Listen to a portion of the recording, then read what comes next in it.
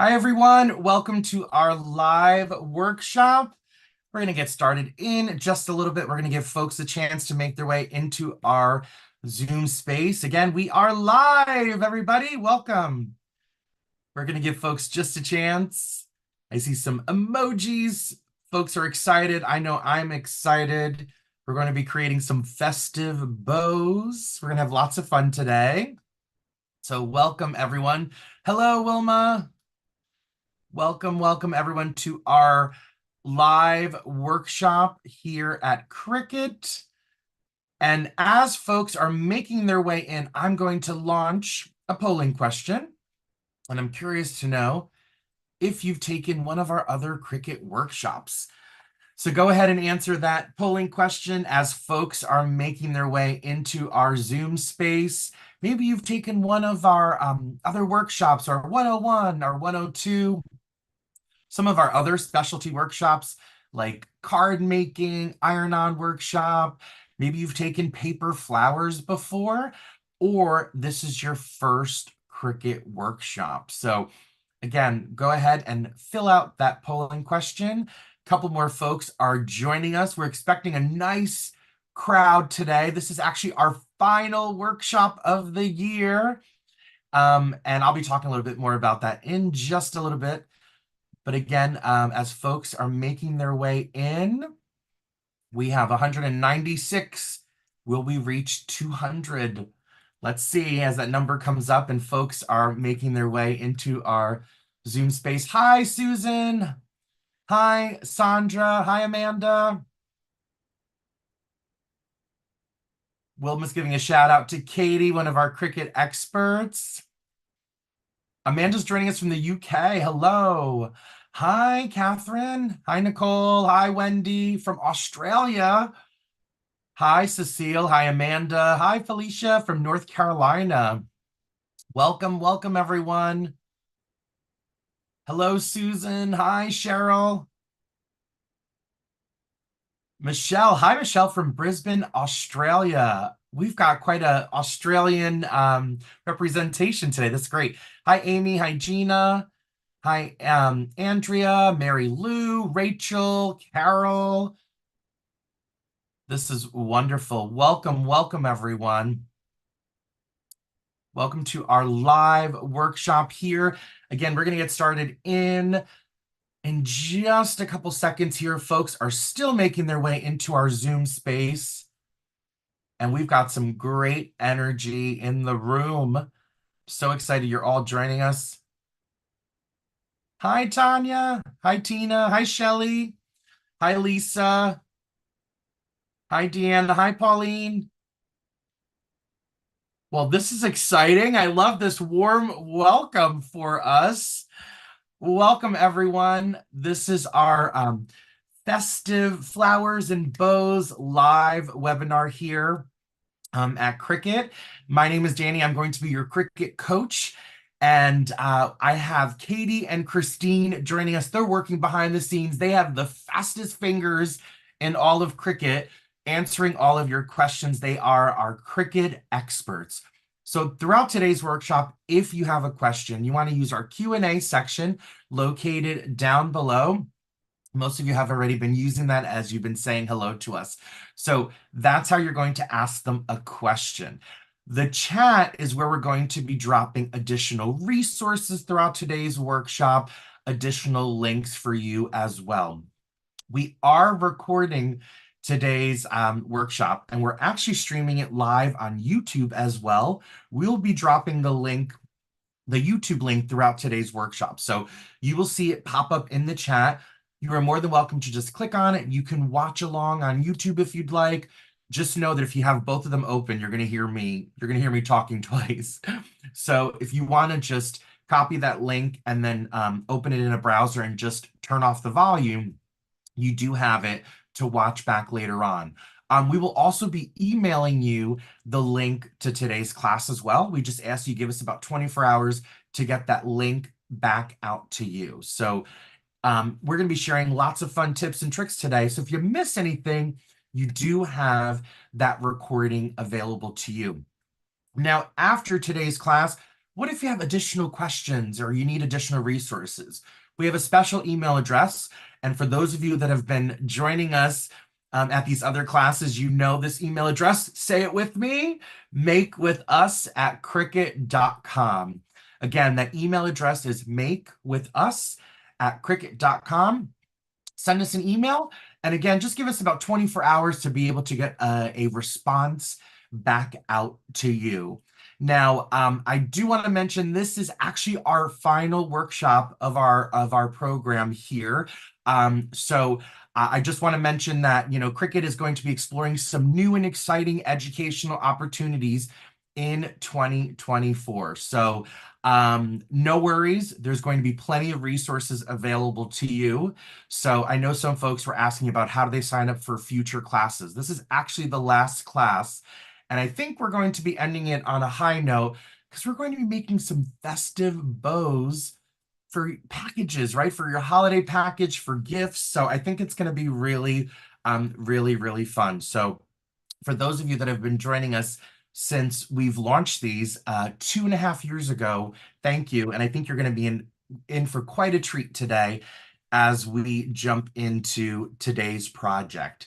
So I want to share the results of our first polling question if you've taken one of our other Cricut workshops. So it looks like 53% of you have taken 101, 38% have taken our Cricut 102 workshop, 44% have taken our card making workshops, 24% have taken our iron-on workshops, 16% have taken some type of paper flowers. So today's class is actually considered a paper flowers class as well.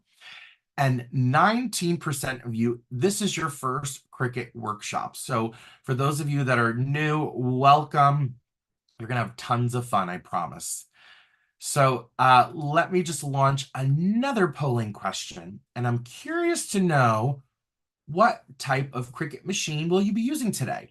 Or if you're just watching, what machine do you usually use? Or maybe you have tons of machines like me, and what's the one that you use the most? So for me, I'm going to be using the Maker 3, but lately I've been using the Joy Extra, which I love so much. Or I've been working with the Cricut Venture, making some really big projects. So what's the machine that you'll be using or the one that you use the most? Again, these questions really help Cricut to know who's in these classes and how can they provide you with additional resources in the future. So again, I'm just going to give folks just a couple seconds to answer that question, and then I will share those results as well. So those of you that are just joining us, welcome. We are live. We are recording today's class, so you will get that recording. So let's see. I'm going to end the polling, and let's see the results for this question. So which machine will you be using today? So it looks like we have about 71% of you are using some type of maker. Wonderful. We have 17% using the Explore Air, which I'm assuming that's the Air 2. We have 4% using the Cricut Explore, another 4% using the Explore 3, and we have 4% using the Cricut Joy. Perfect. Okay. One more polling question, and then we're going to jump into today's project. What type of device will you be using for Design Space? So again, if you use more than one device, so I tend to use my desktop and laptop, but sometimes I will go on my mobile device or I might use my tablet device. So if you're using more than one, what's the one that you use the most? And again, that's really going to help our Cricut experts out. And if you're using a mobile or a tablet device, just let our Cricut experts know when you're asking your questions because, as you know, Design Space looks a little bit different on those mobile and those tablet devices. So they're going to be able to give you the right resources if you're using those devices. So go ahead and fill those out. All right. And I'm gonna give it just another couple seconds. I see a couple more responses coming in. All right, I'm gonna end the poll. And it looks like 86% of you are using a desktop or laptop. We have 9% using a tablet device and 5% using a mobile device. So again, thank you so much for sharing those questions. Again, that really helps Cricut and our Cricut experts know who's in the room. Monica says, these classes are so, oh, that question just went away. Here we go. Monica said, these classes are so helpful. I'm disappointed that this will be the last class. Can you please let us know how we can option this helpful one-on-one web classes? So Monica, at this time, as Katie mentioned, they are not going to be offering the live option. There's going to be a lot more on-demand content, which actually, if you go to the Cricut Learn website, which is learn.cricut.com, there's lots of on-demand videos that you can already check out. And what's really great about them is you can just watch them, pause, go back. So as of right now, they're going to be continuing with that. And there's some other exciting educational opportunities that that they're going to be sharing at a later date. So I will say at the end of today's class, or if you leave this class early, a survey will pop up. And that's where you get to share what else you need from Cricut. So feel free to share what kind of resources you need as well. So they can assist you with that. So thank you for asking that question. So how is today's class going to work? For those of you that have taken classes with us before, this one's going to be a little bit different. Usually we will share a PowerPoint presentation going over what we're going to be covering. This is going to be a little bit different where we're actually going to jump right into today's project. So we're going to get making immediately, which I know you're going to be really excited about. And again, this is all about creating festive bows and flowers for your holiday packages. So I'm actually just pulling all of my little bows and options just to show you right here. So we're gonna be making some really fun stuff like,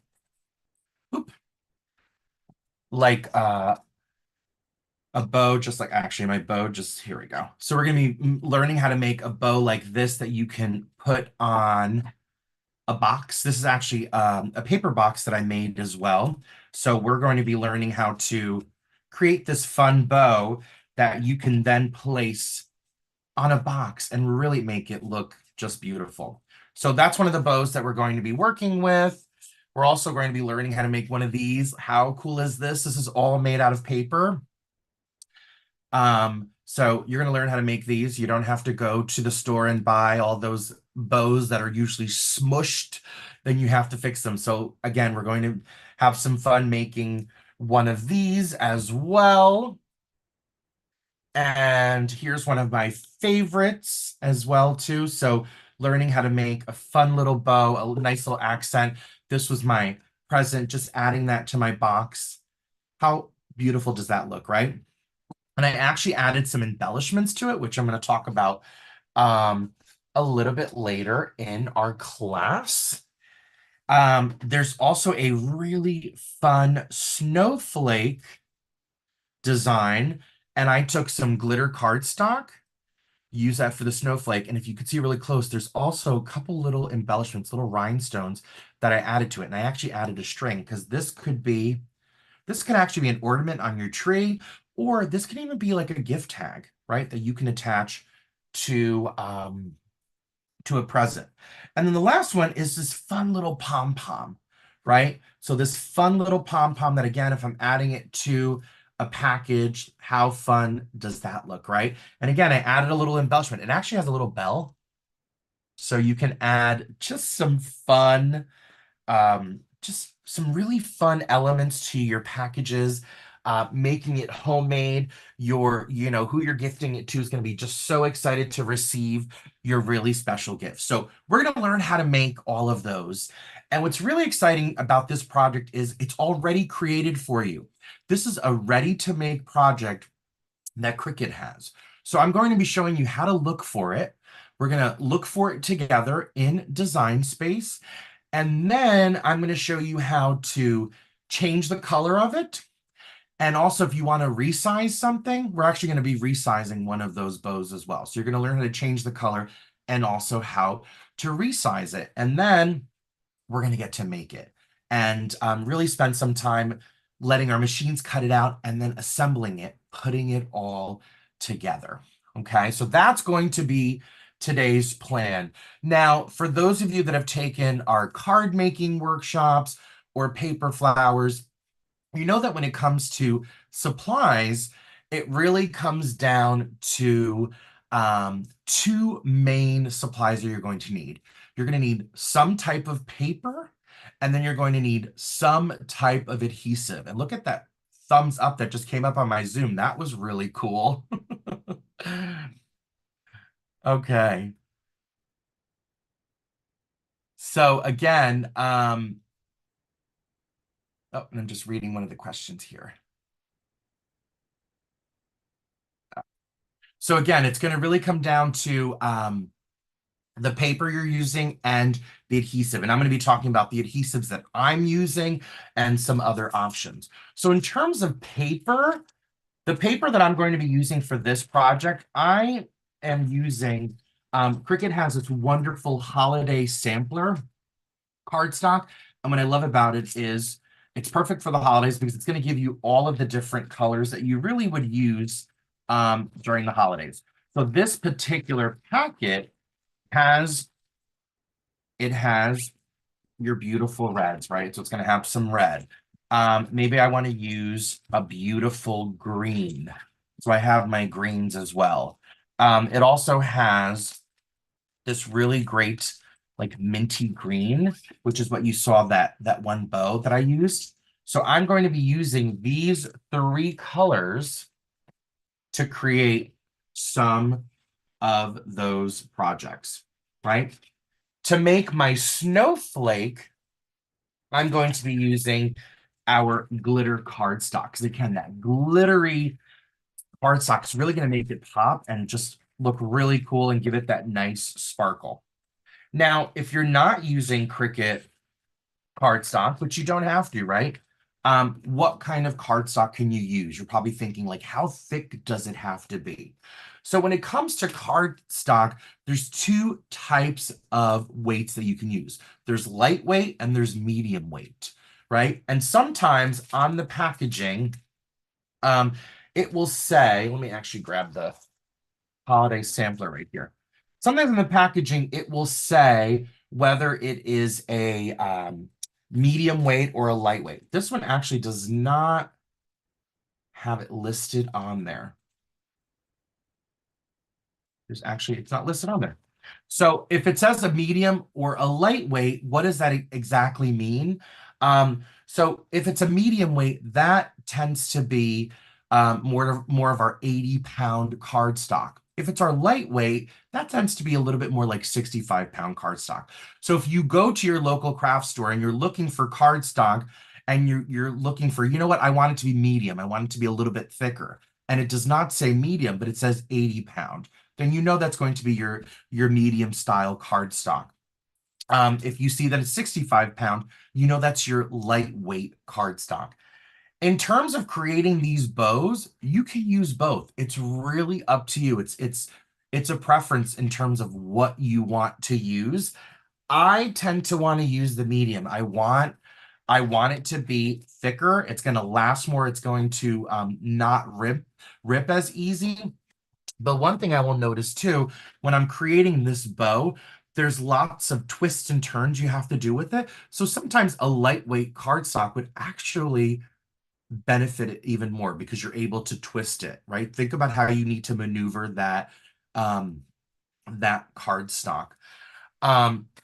Another way to determine the weight of your cardstock is just by holding it in your hand, right?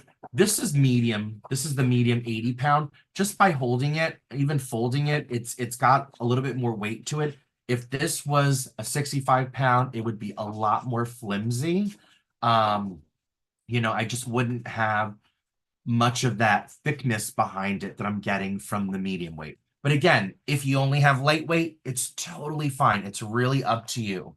So again, I'm going to be using the holiday sampler, some of the glitter cardstock, and then I love to use pattern paper when I'm doing card making or creating bows.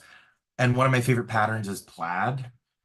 So I thought it would be really great to take this fun red plaid and use this to create our bow. So I'm actually going to create a red plaid bow. So we're going to see how that looks. So I'm going to use a little bit of some pattern paper. What I love about card making, paper flowers, if you've got lots of scraps of, cardstock that you used in the past, get it out because you're going to be able to use it, right? That's where you really get to be able to go through your scrap pile and pull out all of those pieces of cardstock that you probably had no use for it, and now you're going to be able to use it. So again, cardstock, you're going to need some type of cardstock. The other big thing you're going to need is some type of adhesive, right? When you're putting it together, you're going to need some type of glue that you're going to apply to your paper, right? So tons of options out there when it comes to using adhesives, and you can ask Katie. I'm a huge fan of paper adhesives, and every time I go to the craft store, I'm always looking at what's new in the paper adhesive world. So it's just my favorite. So I'm going to show you three that I like to use a lot. The first one is I love to use a tape runner, right? So this is just these are the Tombow tape runners. These are like the mini ones. I just love a tape runner. What's so exciting about them is it applies the tape so easy, and the tape is really sticky. So it really adheres to your paper, to your cardstock, right? So I'm actually going to be using this one today throughout today's class. Venus, can I use the 100 pound in place of 80 pound? You sure can. You sure can. Just again, know that depending on like the bow, you're going to see once we're assembling it, having to twist and turn, it might be a little bit more challenging with the thicker the paper, right? But you can absolutely use it. It's fine. Susan says, Tombow now has a glue stick too. Love all the Tombow products. Me too, Susan. I really do. I love the tape runners.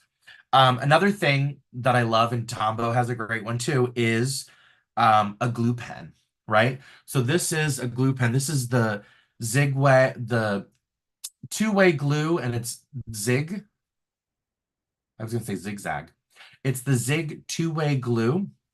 What I love about this pen is it's essentially a pen, right? So when you have these tiny little pieces of cardstock, or if you're trying to get into a very tiny area, having a pen, glue adhesive really comes in handy. And again, this two-way glue, they have different sizes. So this is, this I think is like the medium one. There's a bigger one, and there's even a finer point that you can use. So a glue pen's really great. I also love just a liquid glue. This is the art glitter. This is really great. It's permanent, so I mean, it dries quickly, it dries clear, doesn't require much of this glue on your projects for it to really adhere. So sometimes I'll use a liquid glue as well, so that's an option. And then, some other ones I might use is like foam dots as well. Again, it really depends on what I'm creating. I'm going to be using a glue gun today as well. I'm going to be working with a glue gun. And I'm really excited about this because this is not an adhesive, and this is a tip for me. I'm going to be using a handy dandy stapler. And I already see some laughing emojis. Yes, that's right, folks. I'm going to use a handy dandy stapler today. And in particular for this guy right here. So to hold it together, I'm going to be using a handy dandy stapler. It's a secret that I'm going to be sharing with you. And I'll tell you why once we get there. So you're going to get to see my stapler in action as well. So again, those are the two main tools for creating what we're going to be using today. the cardstock and then the adhesive, right? Those are the two supplies we're going to be using. This design right here has some score lines, right? Those folded parts right there. So I am going to be using a scoring tool. And I'll talk about that in a little bit. Because if you're on, I know some folks are on a Cricut Joy, you're unable to use the scoring tool, right? And if you don't have a scoring tool, what can you do, right? So we're going to talk about that once we get working on this particular bow in a second. Okay. So that's pretty much what we're going to be doing, right? We're going to be using those two types of supplies.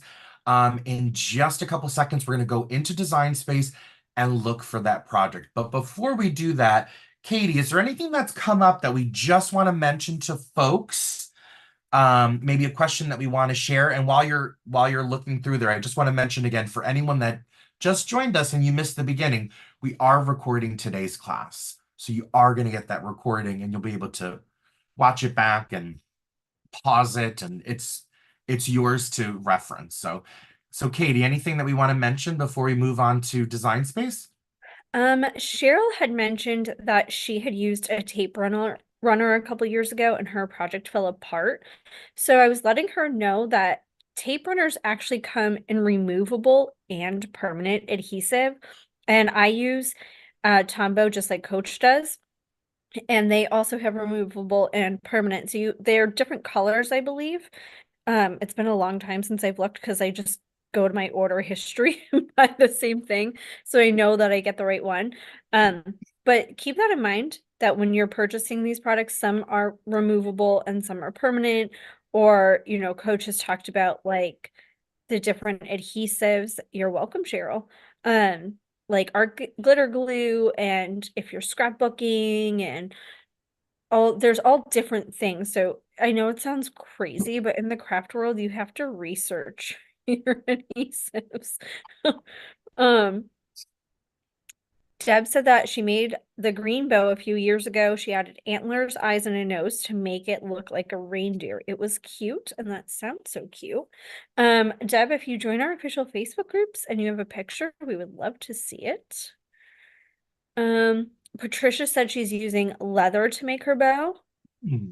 And I love that. There's so many different opportunities. Valerie asked if she can use acetate. Um, Definitely try. The bows, yeah, Yeah.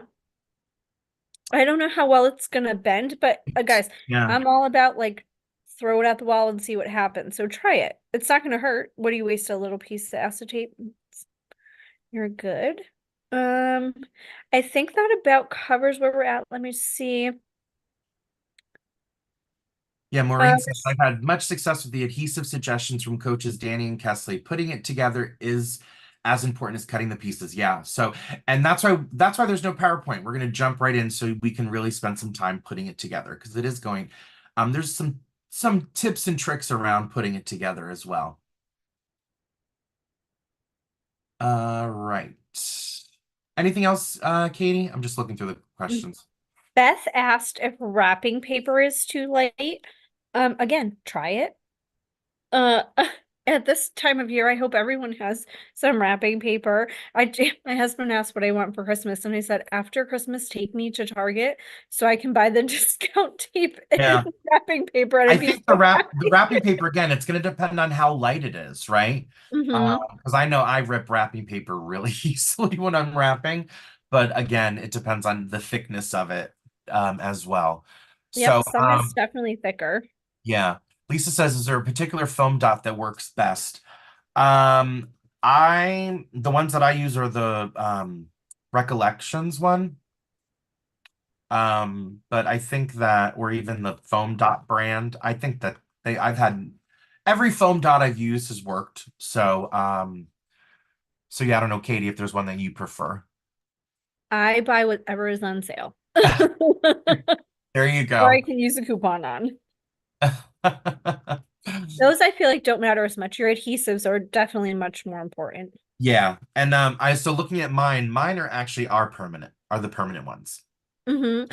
I've So s- I've seen I actually was just at Michael's the other day with my husband and I was looking at them, but I didn't have a coupon. And going back to, I'm not sure who asked that question about the adhesive coming off of the tape runner. It was Cheryl. Cheryl. So, I mean, Mhm. I think Cheryl, I would say too, like this bow right here is all tape runner essentially. But what I like about the tape runner part is I can still like I can undo this, and that's gonna make it easy for me if I need to take it off of a present and put it back on another one. So it really depends on what type of project you're going to be using it for. And then that'll determine what's going to be the best option. I tend to do a lot of cards, which again, they're flat, so that tape runner works really well with that. Okay. Anything else, Katie? I think we are all caught up for now. But guys, keep asking your questions. We will answer them as quickly as we can, and then anything that we think everyone would benefit from, we'll pop into Coach when we can and ask those out loud for everyone. Perfect. And while we were going through those questions, I pulled out some other adhesives.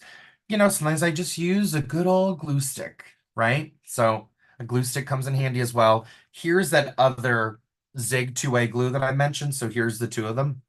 So again, like this has a very big tip. So if I'm covering more of an area, I might use this one, or I'll just use, but most of the time I do use the pen.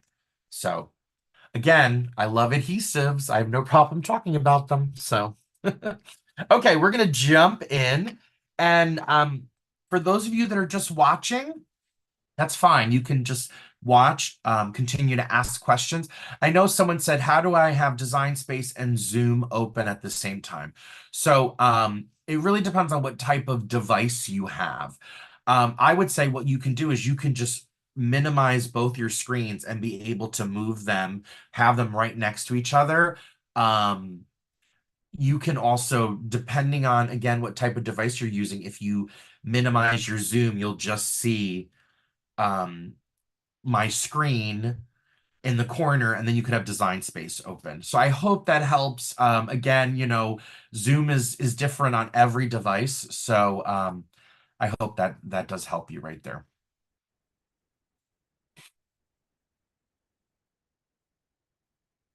Rachel, there is a poll. I could ask the polling if they're going to be watching, but we're gonna skip that because we want to jump into the fun stuff. So we're gonna skip that polling question. All right, so we're gonna jump into creating the project, and I'm going to share my screen. And here we are in Design Space. So, and actually I was already looking for the project, so I'm going to just click out of there for a second. So here I am in the home screen right here. Now, I want to mention for those of you that are on a Cricut Joy or a Joy Extra, if you're on those machines, this project that we're looking for has score lines. So if you're on a Joy or a Joy Extra and you look for it, it's not going to come up for you, right? Because there's score lines in that project. So what you need to do is change your machine selection, right? So go ahead and change your machine selection to any other machine, whether it's a Maker or an Explorer. Go ahead and change your machine to a different one, and then you're able to search for it. Once you find it and we go into the canvas, I'm going to remind you, okay, now go back and change it to your Joy Extra, and you'll just have to hide your score lines before you can send it to your machine. Okay, so for those of you on a Joy or a Joy Extra, you want to change your machine selection before you search for this project. Everyone else does not have to change their machine selection. So looking for our project, we're going to come up to the search bar right at the top of the home screen, and we're going to type in pretty holiday packages. So pretty holiday packages is what I'm going to type into the search bar. That is the name of this ready-to-make project that we're going to be using today.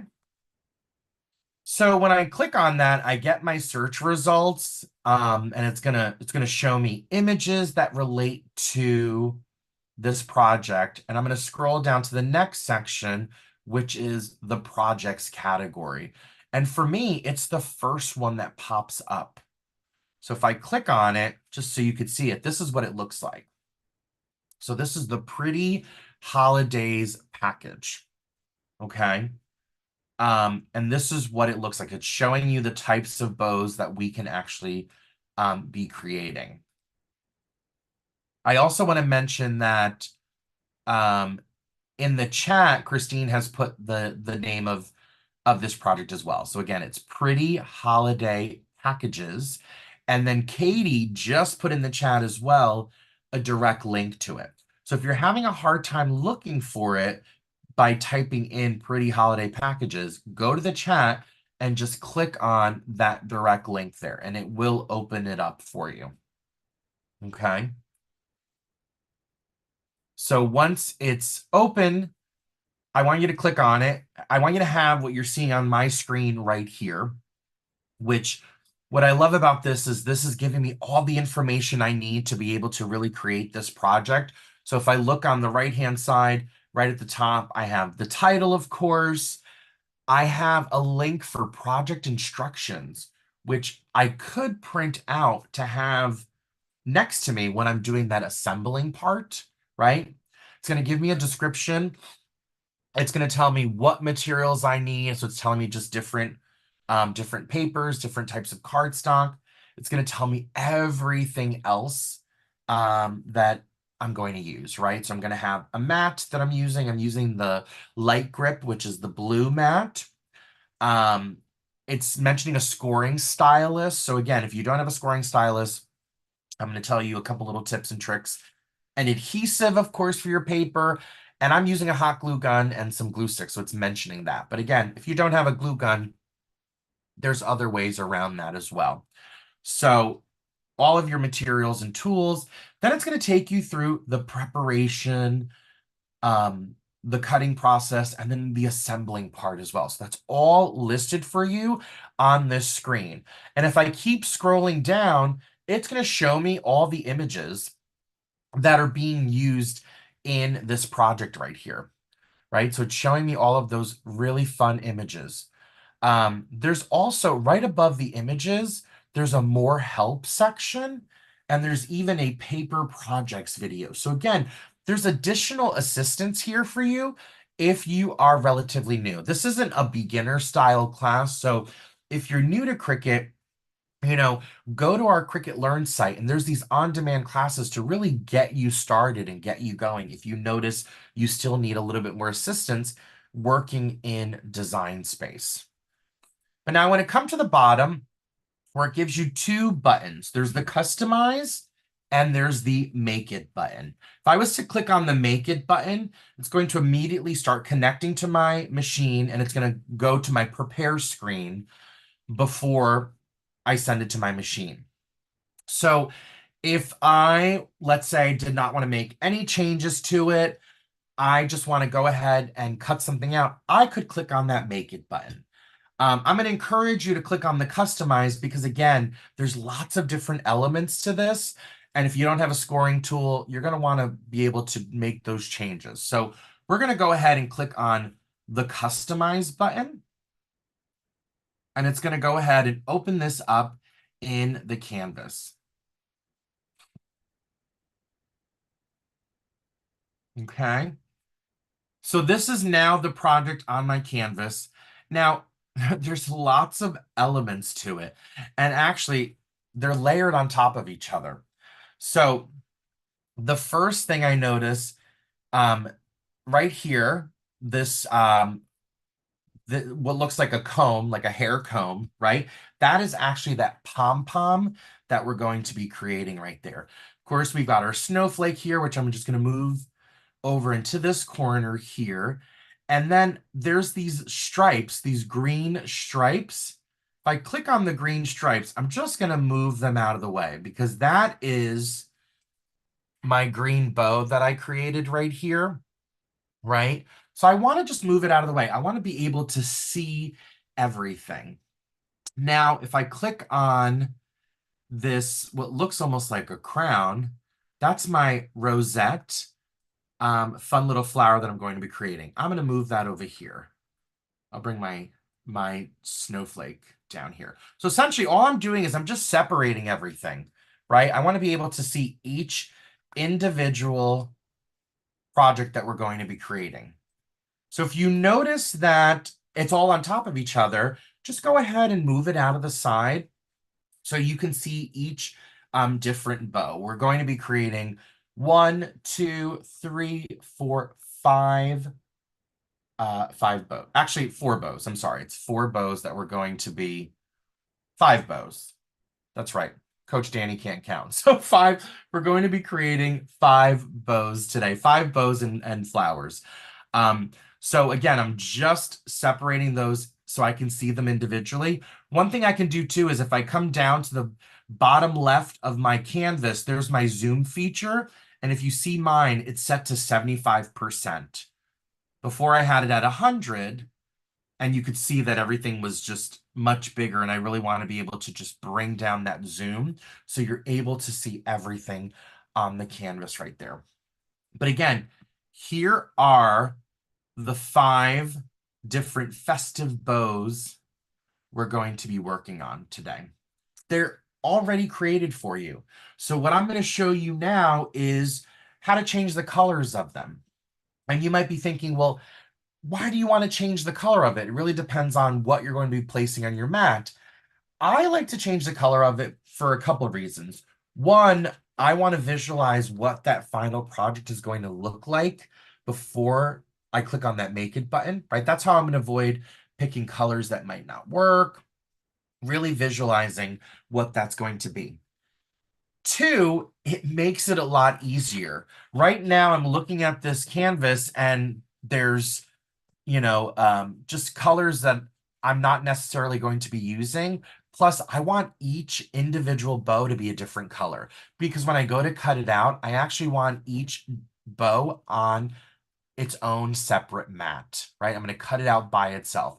That's going to allow me to be able to really select different colors and be able to focus in on what I'm creating with each of those bows. So that's why I'm going to be changing the colors right there. So first one I'm going to change is my snowflake right here in the middle right here. So I have this snowflake. Right now it's a black snowflake. And I told you I want to use this glittery cardstock. So I'm actually just going to turn it to white. So when it's time to cut it out, I know that I'll place this glittery cardstock. So if you've never changed the color of something, what you need to do is you want to make sure that you select your item. You got a bounding box around it. You get that box around it, and you're going to come up to the top of the canvas, which is your edit bar, right? That's where you have all of your tools. And if you come over to the left-hand side of the edit bar where it says operation, operation is what your machine is going to do to your item. Right next to operation, there's going to be a square with a color. And that square is going to represent the color of the object you've just selected. So that square is black, right? So if I go ahead and click on it, I can now change the material color. So I'm going to go ahead and select white. And all of a sudden, my snowflake is now white, and I can still see the outline of it.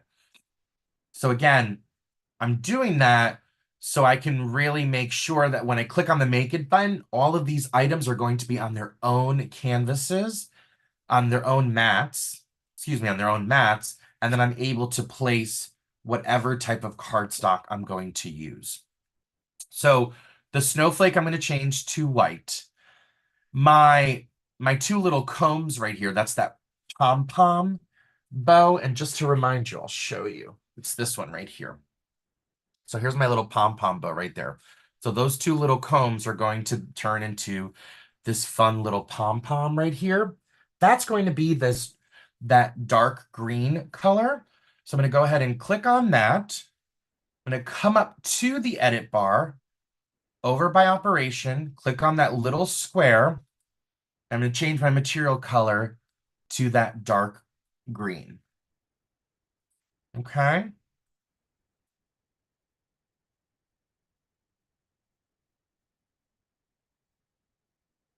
Belle says the snowflake won't print with black outline.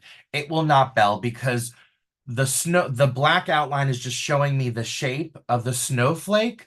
My machine is going to just cut it out, right? So if I had selected the operation type to draw it, it would draw that snowflake, but it's not going to give me that black outline. That's going to be what's going to be cut out.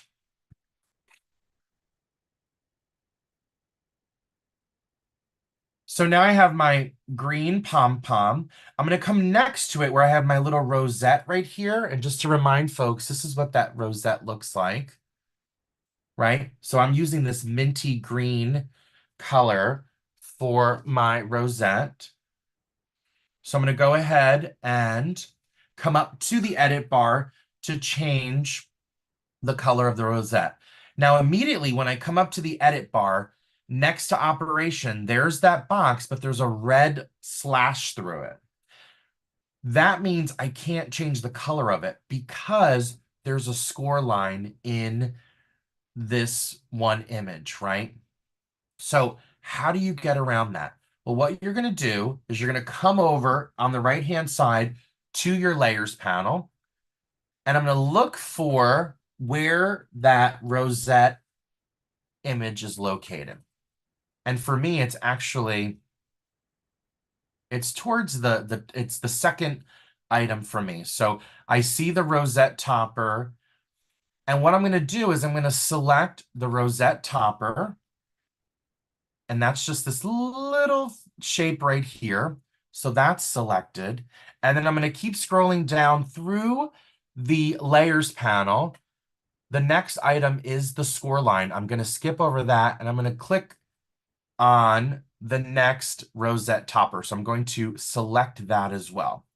And depending on what type of device you're using, I'm just using my keyboard. I'm using the shift key.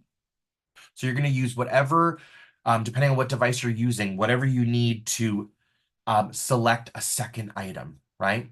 So if I look at my layers panel, what's selected right now? The rosette topper, both rosette toppers that say basic cut, right? Those are both selected. And if I keep going, there's a third one that I can select as well. So now I have the three for the rosette topper that say basic cut all selected. How do I know they're selected? There's that minty green color underneath them. So then when I come up to the edit bar, right next to operation, now there's a square with that light brown color. So it allows me to change the color of it. So now I can go ahead and change it to, I'm going to do a light green to get that minty green color. So now those are selected right there. Now, for those of you that have a Joy or a Joy Extra, if you haven't changed your machine, you want to go ahead and come up to the header bar over on the right-hand side and change your machine back to your Joy or your Joy Extra. When you do that, you then want to come back to your layers panel and hide any of the score lines. Okay, and how do you hide them? You just hover over it and there's that little eyeball and you can click on that and that's going to make those score lines disappear. I will mention though, if you're on a Joy or a Joy Extra, what I would do is I would just hide the rosette bow altogether because you could manually do a score line, but it's going to be hard to do. And I would say if you're struggling with that, I would say just hide it and just work on the other four. We wanted to include this one for those folks that have a scoring tool available. So if you notice it's a challenge, don't worry about it. I would say just hide that entire bow and just focus on the other four. Okay. Real quick, Katie, how are we doing out there before I continue on? I don't want to get too ahead of folks. We are doing great, Coach. Keep on going. Perfect. Okay. So I'm going to come over to my wonderful package bow right here that I have. And if you see on my screen, it's red. On my canvas, it's green. So I'm going to go ahead and change the color of it to red. So again, it's selected. I'm going to come up to the edit bar right next to operation, click on that little square, and I'm going to turn it to red.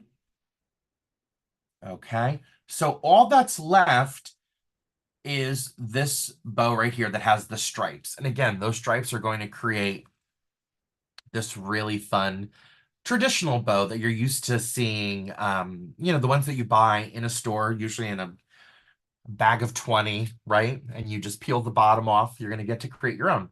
So this one is where I'm going to use my pattern paper. So, of course, they can't pick more than one color. So I'm going to go ahead and just change the color to a lighter, I'm going to do like this light pink. That's going to represent my pattern paper that I'm going to use on that bow. Now, before I move on, I want to talk a little bit more about that bow, and I'm going to stop sharing my screen for just a second.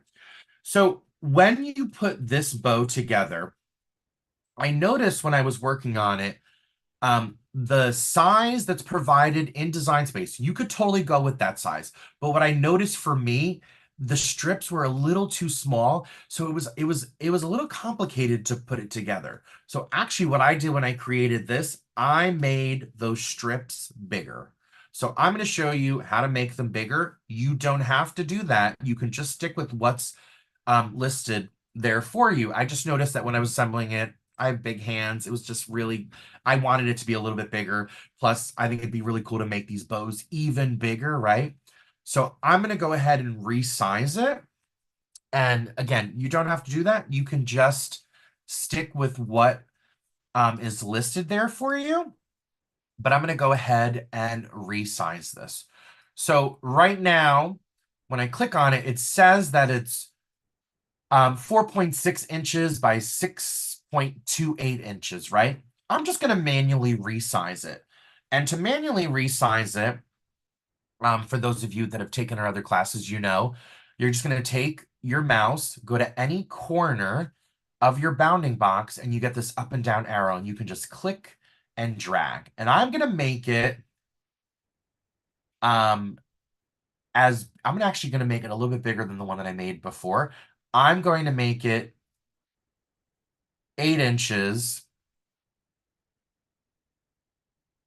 8 inches wide, and it's a little over 10 inches high. And I just manually did that. So 8 inches. So Katie, for you, because I know you're putting in centimeters for folks, it's 8 inches by 10.92 inches. So again, I want to make that a little bit bigger, but if you want to leave it the way it is, go for it. There's no there's no requirement that you need to change it, right? I'm just going to try it because again, I thought it was easier to assemble. Plus, I want to see how it is when it's even bigger than the one I've created right here. Okay. All right. Hey, Coach. Yes. If anyone needs the centimeters, can they please let us know? Because you did this on the fly, we can convert it, but we did put the inches in the chat. But if you guys do need centimeters, please let us know and we will get that for you. Perfect. Thanks, Katie. All right. So I have all the different bows. They're now all different colors. I've resized that one bow.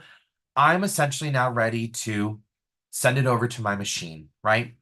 So, of course, if you want to make it, you're just going to click on that make button in the top right, and it's going to start communicating with your machine. Again, I'm using the Maker 3, so it's always going to ask me if I'm using a mat since it uses smart materials. So I'm going to click on a mat. I'm going to click confirm. And here I am at my prepare screen. And if I look at the left-hand side, I have 5 mats listed. And again, because I'm doing 5 bows. So by changing the colors, it's allowing me to see each individual bow that is listed there. In terms of settings, I don't really need to change anything. All of the default settings are what I want to use. And what I mean by that is if I look at my first mat, which is my snowflake, my material load type, it says on a mat, which is what I selected before, so I want to keep it on a mat. Material size, I have it set to 12 by 12. I'm going to be using a 12 by 12 piece of cardstock. Now, um, if I was using just a scrap of it, I would still select 12 by 12 because I'm using a 12 by 12 size mat, right? So that's important. If I was using a different size mat, I would want to indicate that there so my machine knows exactly where my image is placed so it cuts it out properly. So that's set. I don't have to mirror anything because I'm working with paper. I'm not working with iron-on. I know someone mentioned leather. They're going to be cutting out a bow with leather. You do need to mirror it if you're going to be working with leather. So I have each of my mats. If I click on this one, there's all the elements for my red bow. Here's my where I'm going to place my pattern paper to create that classic bow. Here is the rosette that I'm going to be creating. And then the last one is the pom-pom as well. So I'm going to go back up to the first one. I'm going to work with that snowflake first. And I'm going to go ahead and click continue. So it's going to connect to my machine. And now I'm going to have to select the type of paper I'm going to be using.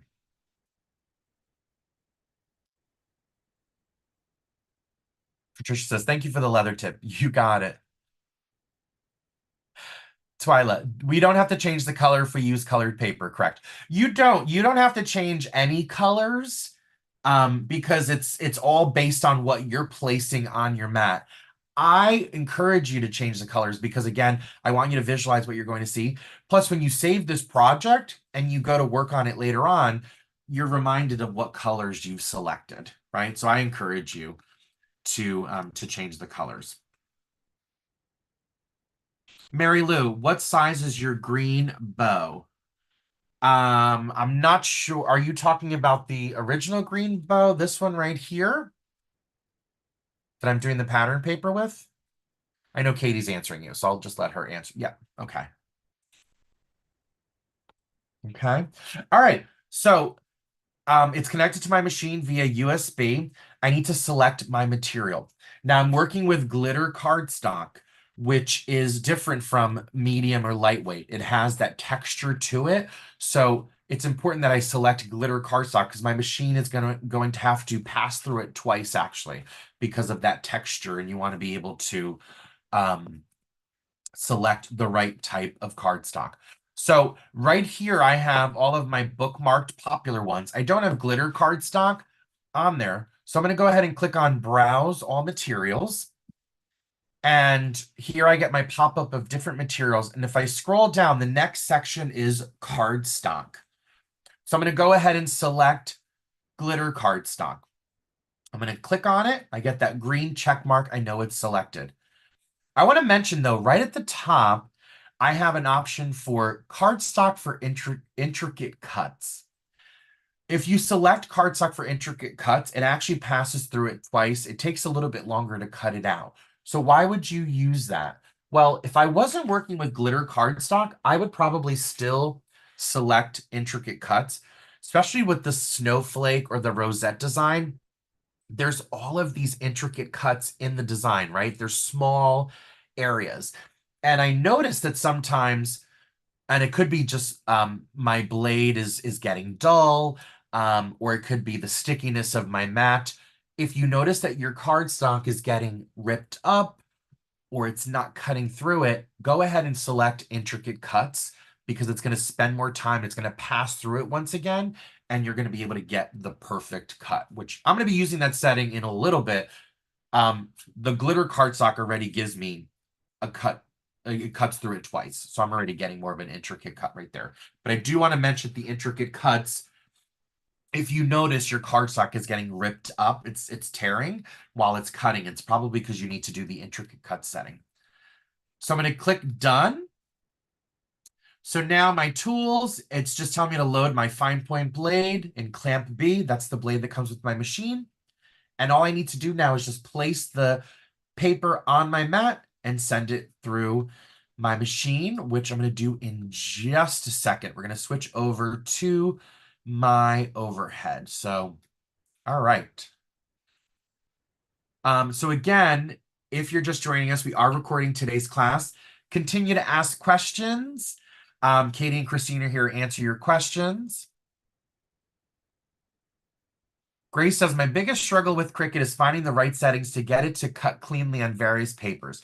Is there any kind of guide that describes what the custom settings to do to help me choose the right one?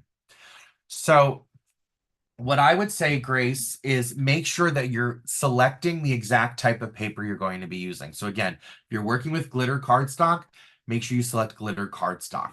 If you're working with medium weight, make sure you select medium weight, right? So there's tons of different types of papers listed. You want to go ahead and select that type of material.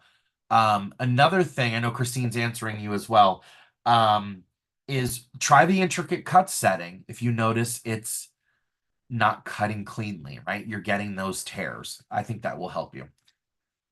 Okay. All right, so I'm going to switch over to my overhead. Okay. So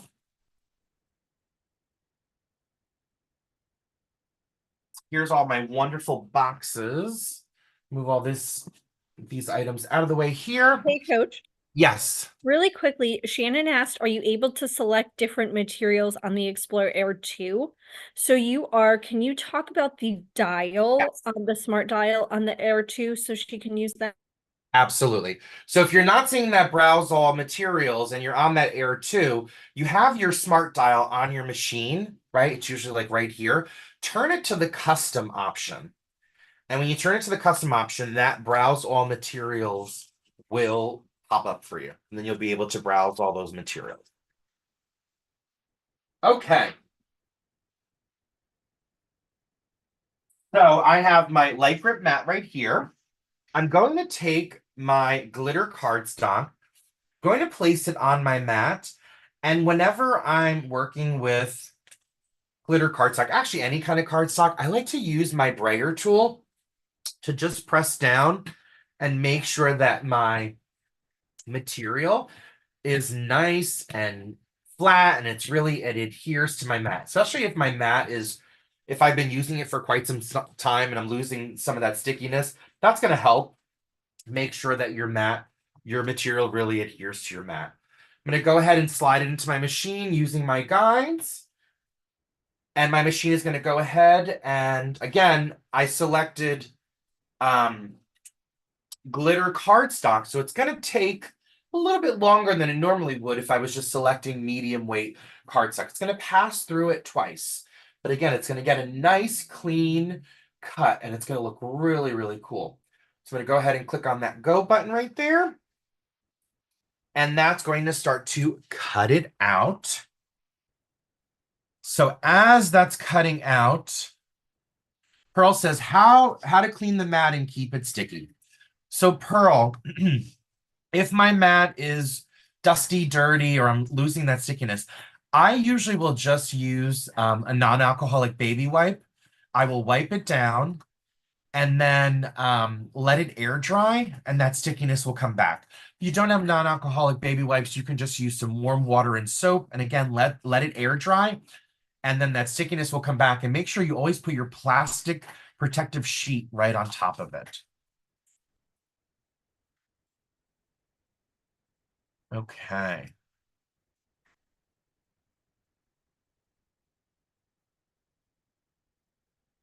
Cheryl, are you just cutting out one snowflake? Yes. For this project, I'm only cutting out one. If I wanted to cut out more than one, I would make a duplicate of it. And then I could always have, especially because it's not taking up my whole 12 by 12, I could cut a bunch of different snowflakes on that one sheet.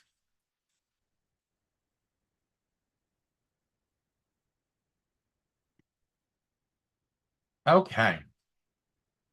So while that's cutting out, and again, that's going to take a little bit longer.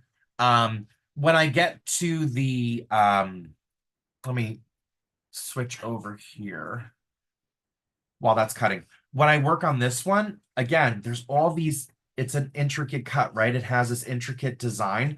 I'm also going to use that intricate cut setting to make sure that it's really taking the time. So if you notice, and this is just a general note when you're working with cardstock, if something cuts out and it's all ripped up and it's not cutting through it, go ahead and try that intricate cut setting, and that's really going to give you those best results right there. Okay.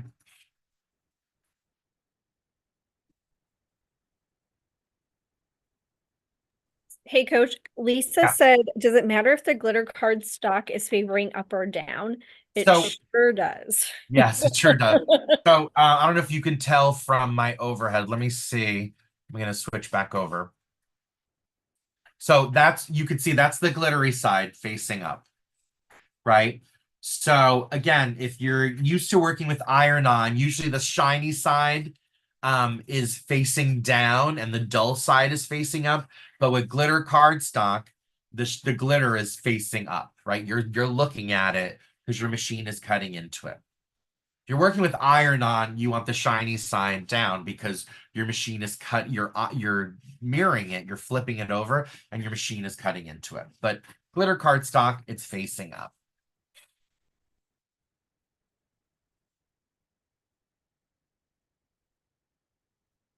Colleen says, is there somewhere to see all the past classes? I would say, Colleen, go to the Cricut Learn website and there's on-demand classes. They're not the past classes, they are separate videos. Because those past classes were the videos were only shared with folks that attended them. So I would say go to the on-demand section on the Cricut Learn site, and there's similar videos that you can watch about getting started.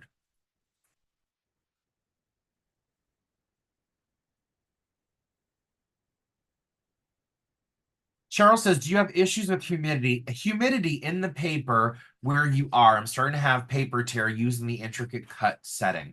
Cheryl, what type of paper are you using? Are you using, is it a medium weight? Is it a lightweight paper? Are you using glittery cardstock?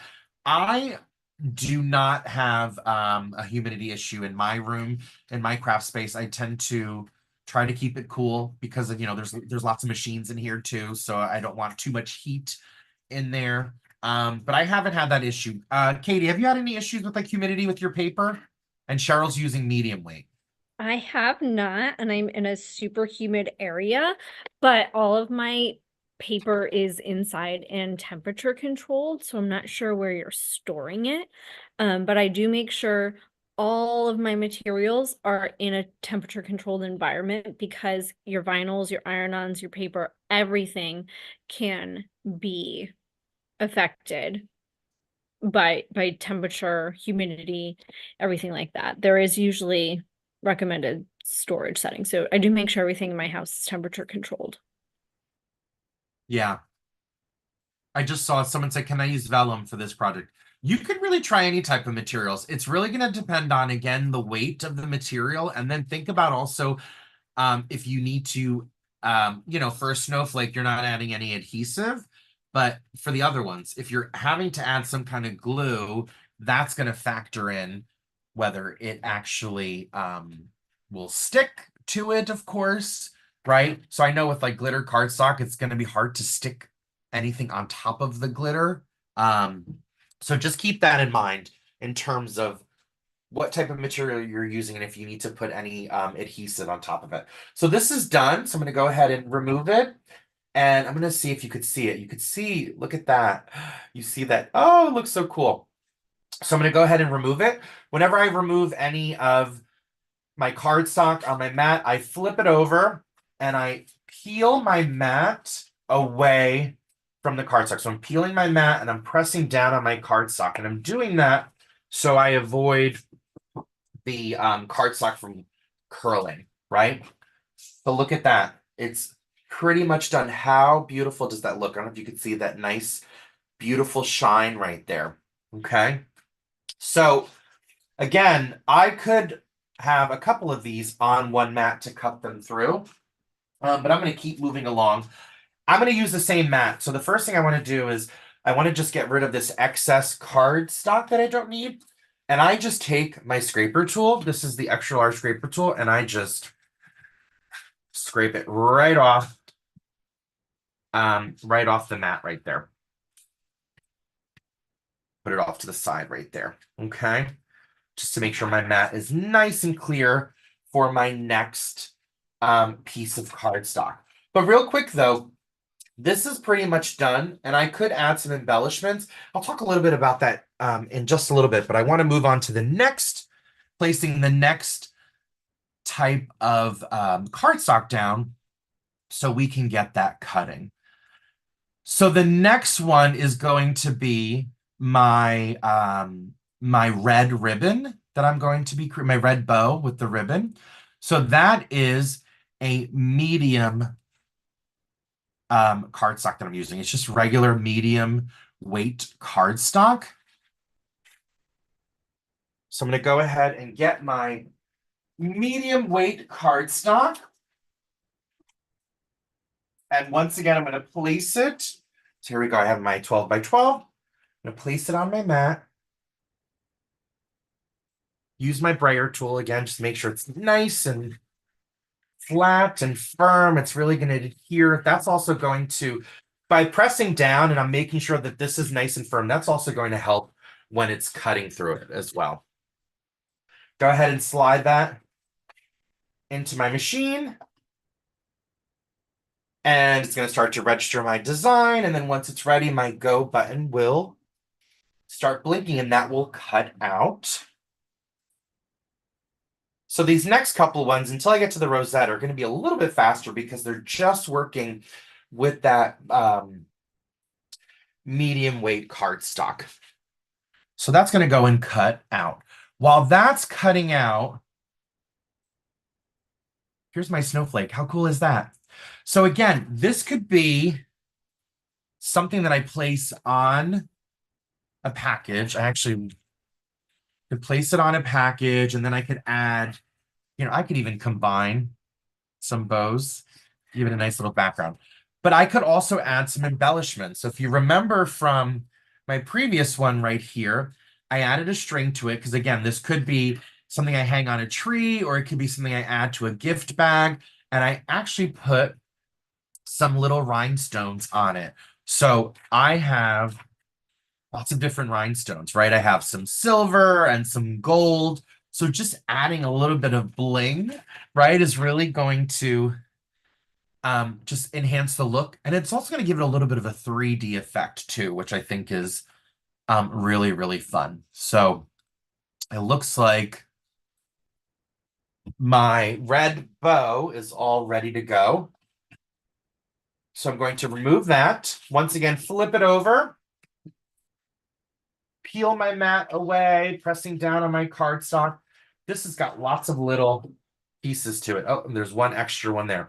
So if that happens, usually I'll just use, I usually will just use my weeding tool just to get underneath and to be able to just lift it up and remove that piece there. So here I have all my different elements of that red bow, which we're going to assemble all of the pieces in just a little bit. So I'm just going to put them on top of each other so I don't lose them. And I'm actually going to place them off on the side right here.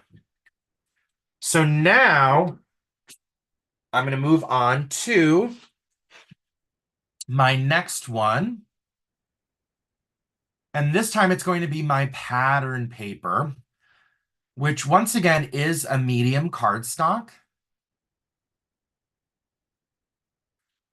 So I'm going to go ahead and get my pattern paper ready. And again, I love using pattern paper. What's also great about pattern paper is usually, but depending on the type that you're getting, but this one, it's this red plaid and it has a bigger plaid design on one side, and then there's like a smaller one on the other side. So I'm going to use the bigger plaid. Hey, Coach. Yes. I love that you're using patterned paper, and I see that yours doesn't have like any specific directionality, but can you Uh-huh. talk about that? Sure, I have a couple examples here to show that.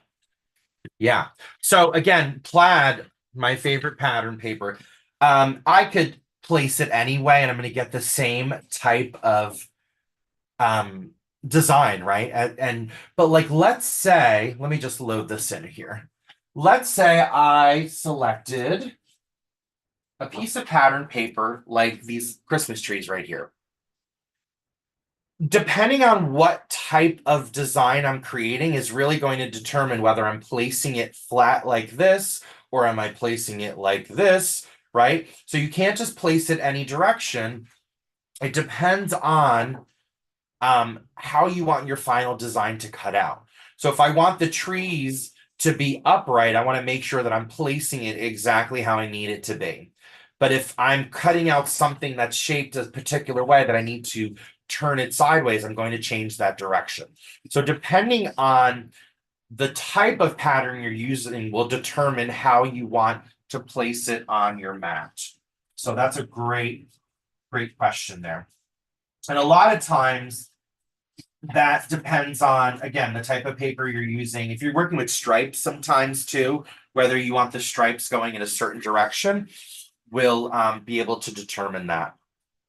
So this one is zipping by pretty quickly because, again, it's just using the medium weight and it's not doing any additional steps. Once we get to the rosette, we're going to add the additional step of adding a scoring tool.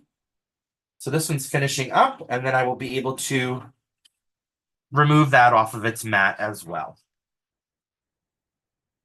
So how are folks doing out there? Are you excited to create your own bows and add them to your packages? I see some heart emojis going by. Yeah, awesome. Okay, perfect. So I'm going to go ahead and flip this around. And again, I'm going to peel my mat away. Whoop. This one I want to make sure. There we go. Peel my mat away and again, press down on that cardstock. I don't want to lose, don't want to curl any of my cardstock. And this one's a little bit particular because it's cutting most of the paper. There we go. There's one piece right there. Now, for this particular design, these stripes are different sizes, right? So I actually want to make sure that I keep them together because that's really going to make a difference. So there's the longest ones, there's 3 of the longest ones. So I'm just going to pile them together. The next size, there's 3 as well. Pile those together. And then the next size, there's 2. And then there's one teeny tiny little piece. So I'm just going to stack those all together. I'm going to put it off to the side because I will assemble it once they're all cut out. Okay, so now I'm going to move on to my pom-pom. A little pom-pom looks like a little tree topper. So again, this is just using medium cardstock. So I'm going to go ahead and get my, this one's using that dark green. It's like that dark Christmassy green. Place that on the mat. Use my brayer tool again. Really press down. Hey, Coach. Yes. Beth said that some of her stuff curled up, like her papers. I know you're cutting this. Can you show us the best way again to take it off of the mat so it doesn't curl, where you remove the mat from the paper? Absolutely. And Leslie also said, how do we know when we need to change the blade?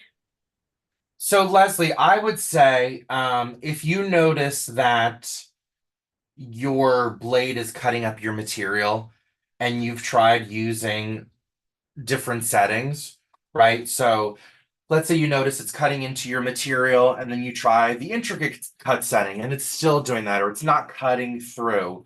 Check the blade. And what you can do is, um, just by clicking on the top, it will push the blade out a little bit further. Be very careful, of course, and just make sure that there isn't any kind of material stuck in the housing of it. Sometimes when you're working with glitter cardstock, you might, glitter cardstock has a little bit of like an adhesive built into it. So that could possibly get stuck in the housing. So just make sure there's nothing that's lodged in there that you can remove. Um, but I think that once you check that out and you notice it's still not cutting properly, then it's probably time to change your blade.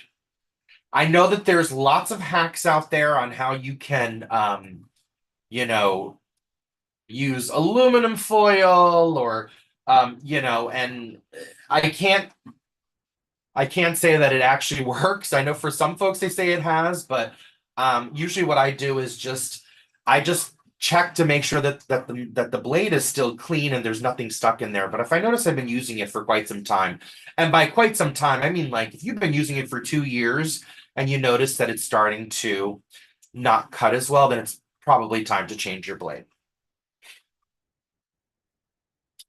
All right, so this one is going through, cutting through it. Hey, So, Coach. yes. Grace said, how long can we expect the blades to last? I go through about a blade a month. I only cut paper with mine and average probably 10 projects a month. So, Grace, clean that blade with alcohol. But I cut cardstock, faux leather, iron-on, um, vinyl, everything with my Maker 3 blade, and I changed it after 2.5 years. It Yeah. lasted through all of that. You should not be going through a blade a month. Definitely make sure you're cleaning it, but it should last between, I'd say, like 9 months to 2.5, 3 years. That's my range so far. Absolutely, I agree. Yeah, if you notice that, and after you're cleaning it and it's still happening, I would reach out to Cricut because I agree with Katie. I think the last time I changed the blade was 2 years ago, and just like Katie, I'm using it on so many different types of materials, so it should last you a lot longer. All right, so after this one, the last bow to cut out will be that rosette, which is going to use a scoring tool. So I'm going to show you two different types of scoring tools that I could use for this project. So you'll get to see that. But this one is almost done. This one has lots of it's not really intricate cuts, but it has all those different lines, right? It has that comb. It looks like a comb design. So it's giving you all of those individual lines that the machine is going ahead to cut through. So, all right. While that's finishing up, I know folks were asking about additional resources, and I'm not sure if Katie or Christine put these in the chat, but we also have, in addition to Cricut Learn, we have a robust YouTube channel. There's like hundreds of videos there that you can check out. If you're on social media, we have some wonderful Facebook groups that you can join. We have our official group. We also have a beginners group if you're new to Cricut. There's a paper crafting group as well. And these are really wonderful because you get to ask questions, you get to connect with your fellow crafters.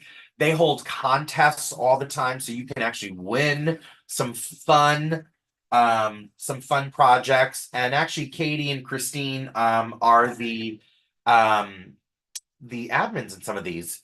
So look at that. Look what just happened to my mat right there. So my cardstock actually lifted up during that piece. And that tells me immediately that this mat needs to either be cleaned or it needs to be replaced. Because again, I didn't see any dust or any dirt or grime or anything on it, but I noticed that the stickiness wasn't quite as sticky as I wanted it to be. So that's one of the reasons why I used that brayer tool. But immediately, this kind of happened, which is, I'm going to show you how I'm going to fix this because you don't have to get rid of this if this happens, especially if you're working with this type of bow that we're going to be creating.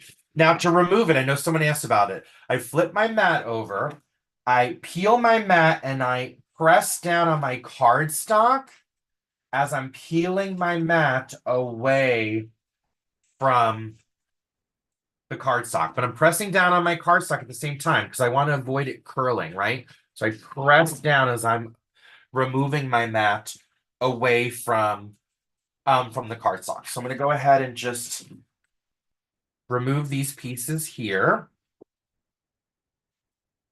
And I'm going to show you how I'm going to essentially salvage this piece right here, so I don't have to redo it right here. So you notice how it ripped into here. All I'm going to do is I'm just going to cut it down. I'm just going to cut it down. So it just means it'll be a smaller pom-pom, but at least now I know I don't have to start over. So I'm just going to place the two on top just to line them up, right? And then I will cut through both of them to make sure that I have an even amount. So right there, I think I'm just going to cut right here. And there you have it. So I just have this little piece here, and now I was able to hold on to those two pieces there. So if that happens to you when you're working with this particular flower, just cut off whatever just was damaged. But again, that tells me, and just by touching on my mat, that tells me that the stickiness is not quite there. So I might need to give it a little bit of a cleaning.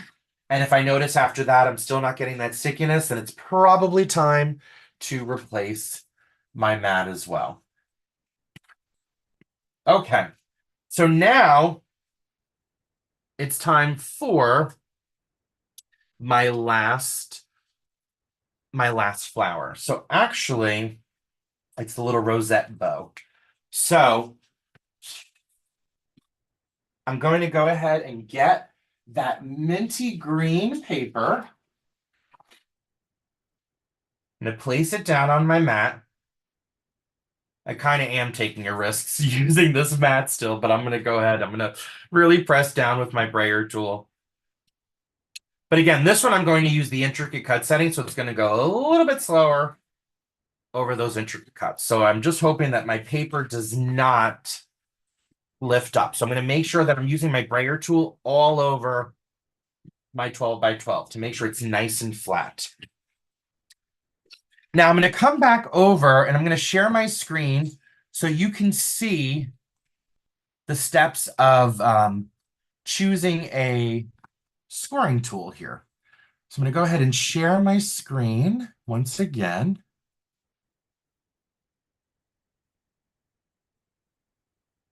Okay, so here I am in the prepare screen, and my last mat is my rosette right here. And immediately it says score and basic cut. So first I need to select the type of cardstock I'm using. I'm using a medium cardstock, which is listed right here.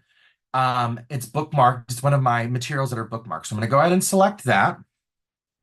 So now for step 2, it's telling me to load my tools and material. You'll notice clamp A, there's no tool selected. Clamp B, it's telling me to load a scoring wheel. So now, if you have a maker or a maker 3, and you need to use a scoring tool, you can use a scoring wheel. The scoring wheel would go in clamp B where your fine point blade goes. Now, if you don't have a scoring wheel, you can use a scoring stylus also with your maker or your maker 3. If you're using a scoring stylus, this is going to go in clamp A where you put your writing tools. If you're on an Explorer, you know you can only use a scoring stylus, right? So for my maker users, if I wanted to use a scoring stylus, what I need to do is just click on where it says Edit Tools, and it's going to ask me, well, what type of scoring tool do you want to use? And if I select Stylus and I click Apply, it now changes the arrangement of my tools, and my scoring stylus goes in clamp A, my fine point blade goes in clamp B. Okay. So now I can place this. So, and if you have both, why would you like which one do you prefer? I tend to use the scoring stylus a lot because again, I like how it goes in clamp A, so I don't have to worry about that extra step of removing it and then placing my fine point blade. Does the scoring wheel work a little bit better? For me, I think so. Yes, it does. So I tend to depend on what type of project I'm using. So this rosette right here has lots of score lines and they're pretty intricate. So I probably would use the scoring wheel, but I'm going to go ahead and use the stylus today. Let's see how it works. So again, you have that option. If you do not have a scoring tool, you want to make sure that you remove them, right? You want to remove them from the canvas, and it's just going to cut out this shape, and then you could always do the fold manually. This is pretty intricate though, so I would probably say either skip it and just don't cut it out, or try doing the manual fold yourself. And you could take your weeding tool, like the back of your weeding tool, just a smooth surface or even a scraper tool, and just create and put in your own indentions, your own score lines that you can manually do that.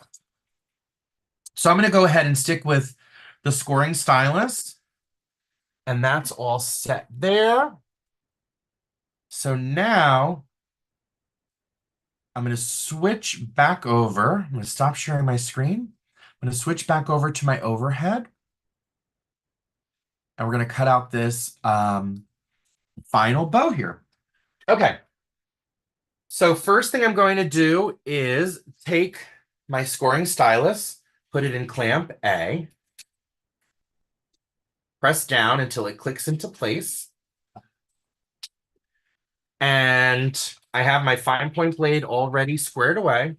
So I'm going to slide my mat into my machine, press my load and unload button, and it's going to go ahead and register my design. It's going to score it. Oh, actually, I'm going to just pause 1 second. I'm going to actually remove my mat because one thing I did not do is I selected medium weight, and I actually want to select intricate cut because again, it's an intricate design, and I know that my blade is not going to cut it as clean as I want it to be. So I'm going to go ahead and select cardstock for intricate cuts. Okay. Hey, Coach. Yes. Pearl Pearl asked, "Where did you get that cute little cricket?" Katie, you tell them about it because you are the Cricut cute. They're called Cricut cuties, and Katie is the Cricut cutie queen. Okay, I will love that title for me.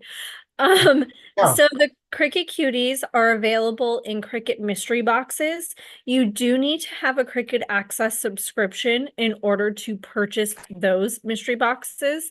Um, they mystery boxes are like a random assortment of materials, sometimes tools, accessories like the pens, and then they have a cutie in them. If you are in the official Facebook groups, we do post in there when they are available. We post what the contents of the box are with photos and links to purchase for everything. So again, you do have to be a Cricut Access subscriber, but you can purchase those boxes when they're available. If you see them and you want it, buy it right away. They usually sell out within like 90 minutes. Pearl, it's just the Cricut website. We post them in the Cricut official Facebook groups. We've linked them a few times in the chat, but if you'd like us to drop the links again, we can. All of the official Facebook groups announce them. That post is in the featured section when they are available, and they're random. Like you have no idea when they're coming out. All of a sudden, it's just there. They're super, super popular. So, I mean, folks just love them. And again, I know some folks are like, but what do they do? It's just a collectible, right? And I know a lot of folks collect other collectibles, and it's just something that just makes you smile. And if you have a little crafting area, it's a great little decoration for that area.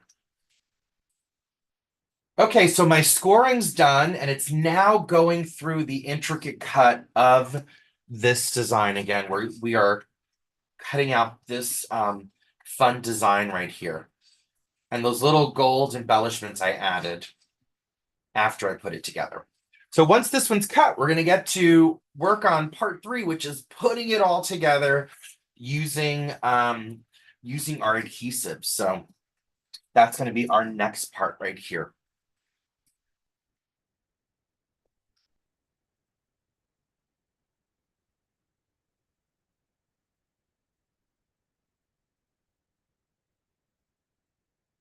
Okay. So continue to ask your questions. Again, we are sharing the recording. So if you miss anything, or if you decided to just watch, you have that recording to always watch back as many times as you'd like. It's Hey, your Coach. Oh, forever. sorry, go ahead. Go ahead. Susan mentioned, which I did not, the mystery boxes are like an assortment of materials usually, so they are a great way to try out new materials.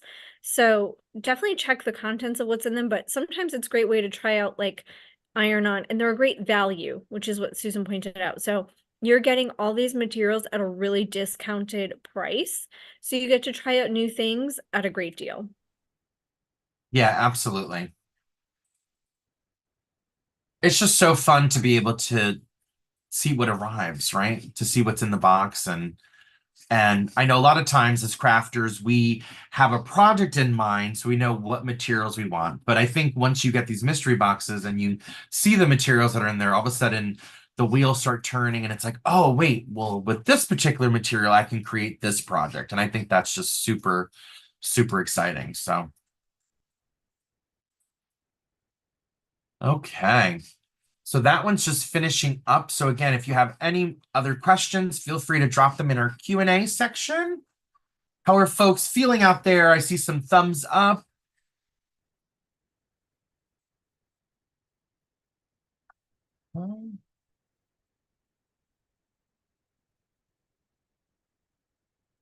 Stephanie, how much do the mystery boxes cost? It varies. It varies on what you're getting.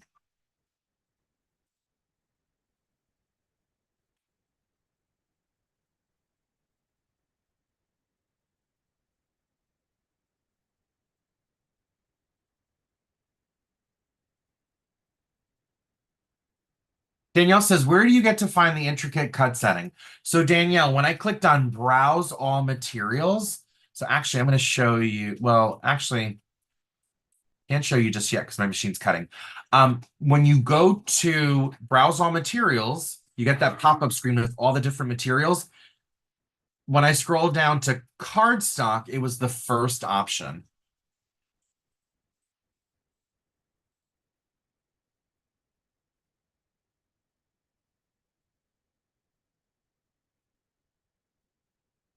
Debbie says, for the bow that looks like a comb, the paper did not cut cleanly. Should I have used intricate cut on that using medium cardstock? Debbie, you can definitely do that. So if you notice, you know what, it just didn't clean, it didn't cut as clean as I wanted it to do, go ahead and try the intricate cut, and I think that should work for you. So again, if you notice that you're still not getting that clean cut, it could be that your blade needs to just be wiped down.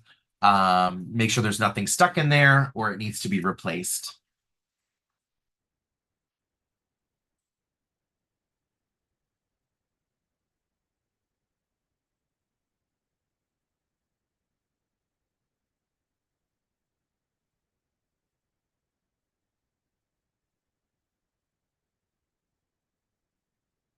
Okay, let's see here. I'm just scrolling through some of these questions that folks have already asked, just to see if there's anything we want to mention to the entire group.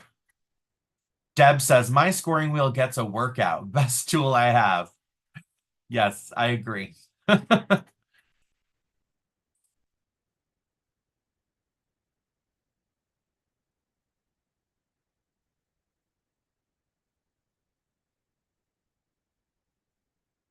Susan says, the mystery boxes are an amazing value, great opportunity to try different materials. The cuties are fun. I love mine.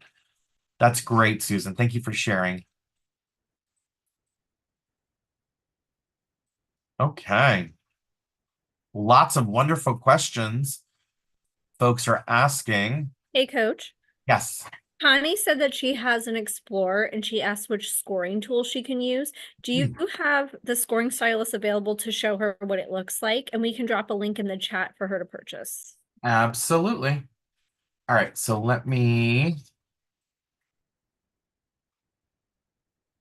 so actually,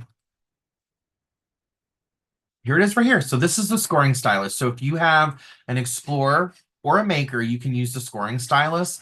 Again, this goes in clamp A, the same clamp that you would put your writing tools. And when you put it into the clamp, you have this little arrow right here. So you want to press down until it clicks in place. And I really do love the scoring stylus. If you have a Maker, you do have the option of using a scoring wheel, right? And this is a single scoring wheel. There's a double scoring wheel as well. So both are great depending on what type of machine you have. But I like to, again, I tend to use the stylus more. I know someone mentioned that their scoring wheel gets quite the workout, so.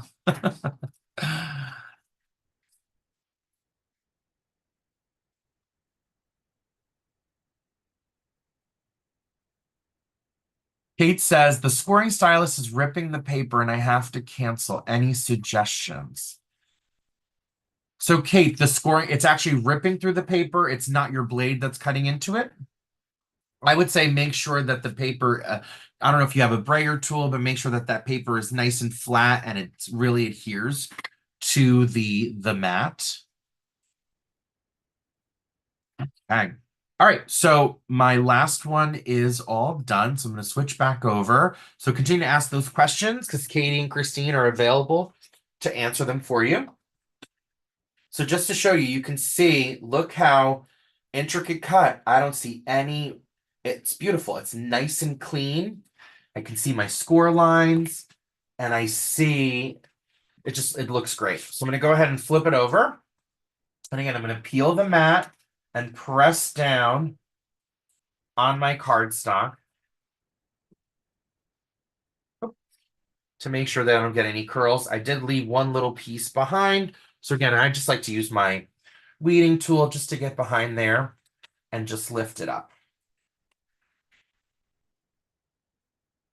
So now I have the two pieces of my final bow right there. I'm going to go ahead and just what I would do is actually I would just clean this off, and then of course if I need to wipe it down, I use just some warm water and soap and then place that plastic protective sheet back on it to really make sure that you're maintaining that stickiness right there. But everything is cut out, so it's essentially now time to start assembling all of my bows. So I'm just going to place them in different corners here. So I make sure I have all of the pieces that I'm going to be using. And I'm actually going to start with, well, the snowflake is all completely done. Well, there's my beautiful snowflake, right?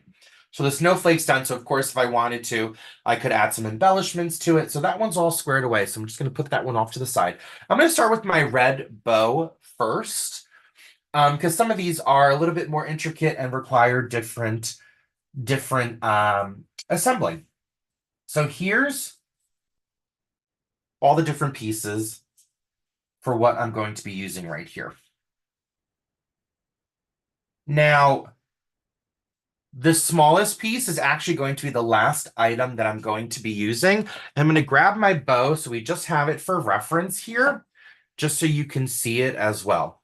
So I'm going to take these two bigger pieces right here, and these two pieces are going to represent the ribbon. So if I remove this off of the box, here is my bow, right? So you can just see it. So here is the ribbon portion. And what I'm going to do is I'm just going to adhere them together. I'm going to overlap them just a little bit. And with this, I could apply all different types of adhesives. I could put a little bit of just liquid glue on here. I'm just going to use my tape runner and just put just a little bit on one tip of one of the ribbons. And I'm just going to now layer the other piece on top just to attach it, right? So I'm just attaching this piece together right here. Now, this layer is going to live right on top of here because when I fold it, you see this layer right here? That's that second one. So again, this one, I just need to put just a little bit of adhesive here and place it right in the middle. So again, I could use some liquid glue, my tape runner. I could even just use a glue stick. So I'm just going to take my glue stick and place just a little bit of adhesive right in the center of that part of the bow. And I'm going to place it and press it down.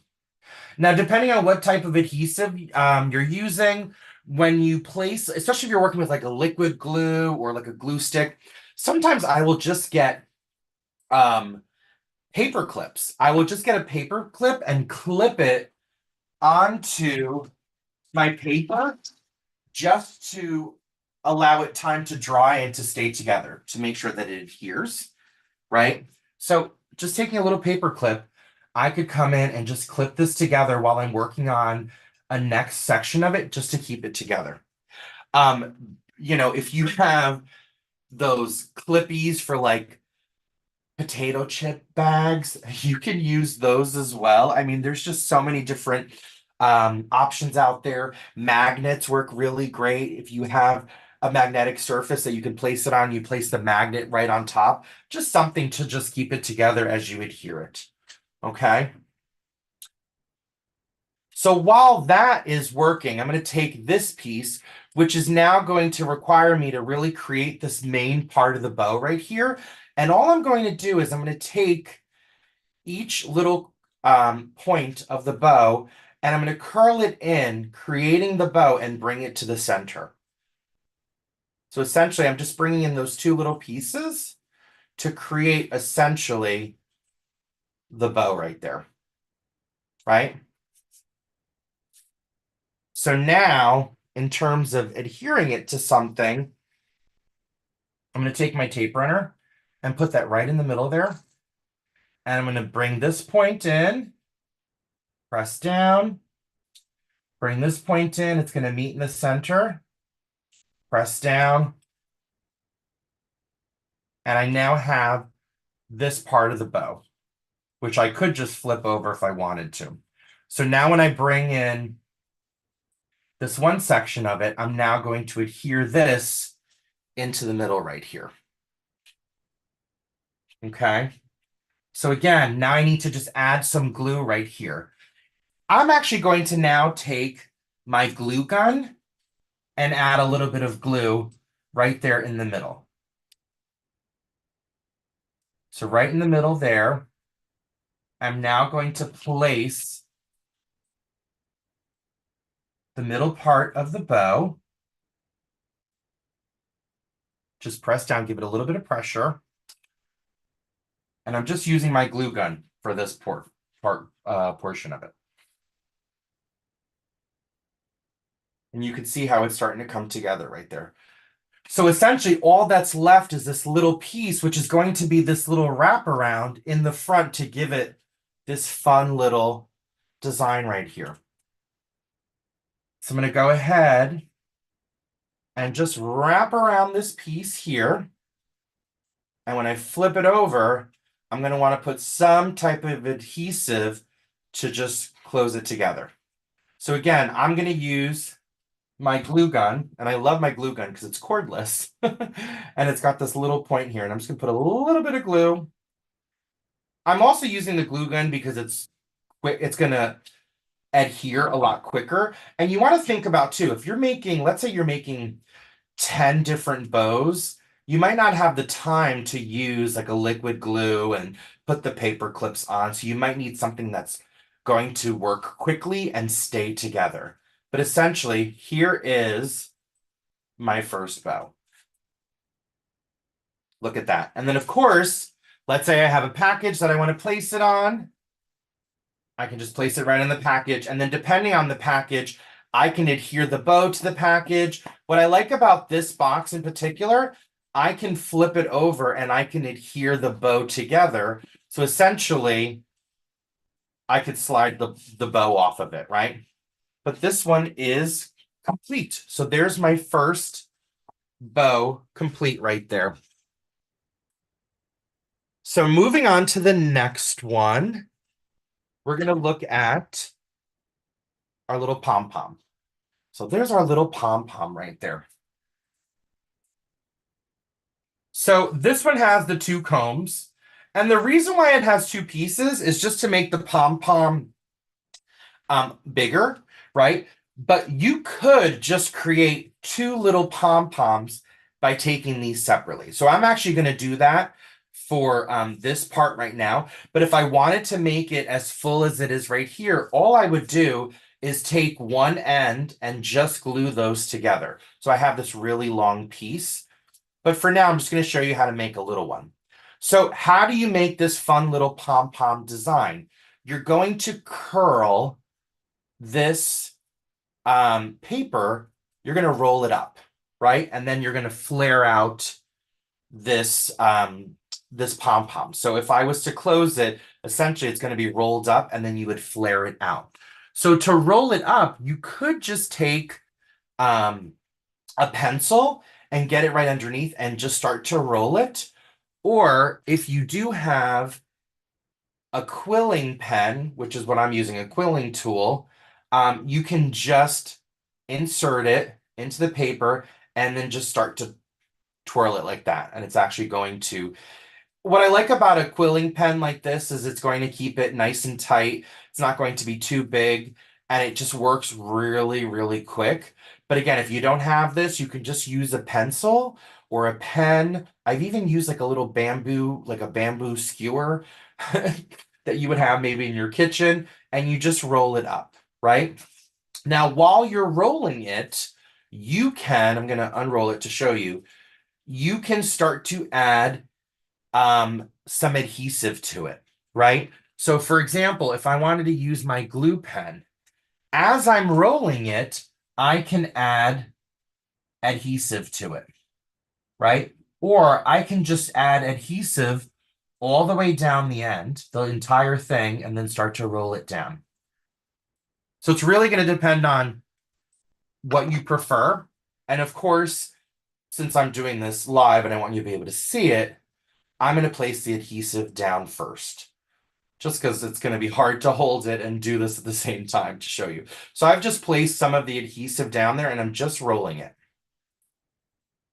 And again, I'm using a quilling pen, so it's really keeping it nice and tight. And I'm just going to roll it. And then usually before I get to the end, I will take whatever adhesive I'm doing and add a little bit more adhesive right at the end right there to be able to completely seal it right there and just press down. And then once that's sealed, I can take all of these pieces and start to flare them out, right? And really create my little pom-pom. And that's where you could spend all day just playing with this and really flaring it out. And you can see the smaller one just doesn't have the fullness of this one right here, right? So then you would just flare it out to your liking. And then what I did was I took a little jingle bell and with my glue gun, I just placed it right in the middle right there. Because then I could add this onto a fun little package right there. Okay. So again, and you could really have some fun playing with, just curling these little pieces of the paper right there. And again, this one's much fuller because I used both pieces. All I did was just glue them together and then curled them. Okay, so that's our next bow right there. So now let's create this fun one right here. So this one is actually my favorite. And this one might seem a little bit tricky, but once you get, you know, once you get the hang of how to actually twist the paper, it's really easy. So first I'm going to just separate everything to make sure that I have all of my pieces properly paired up. So I have 3 of the larger pieces, 3 of the medium, 2 of the smaller ones, and then I have 1 teeny tiny little piece there. So what I'm going to do is I'm going to take the larger ones first. And again, I'm working with pattern paper, so I need to think about my design. So I'm going to flip it over. And I have this long piece right here. So what I'm going to do is I'm going to fold them so they meet in the middle, right? So that's going to give me essentially the length of each part of the bow. So you're going to fold it in the middle. But then what you're going to do is you're going to create this infinity sign. So all I did was, look, it's right in the middle. And I'm just going to twist it. And I'm going to twist it. And I just created this fun little infinity sign right there. So that's how you're creating you're going to create all of these shapes and then just layer them. Okay. So now let me fold it back in the middle again. And this time I'm going to add my glue adhesive on each piece and then just twist it. Right. So if I'm going to use my glue gun, for example, I'm just going to put a little bit of glue there.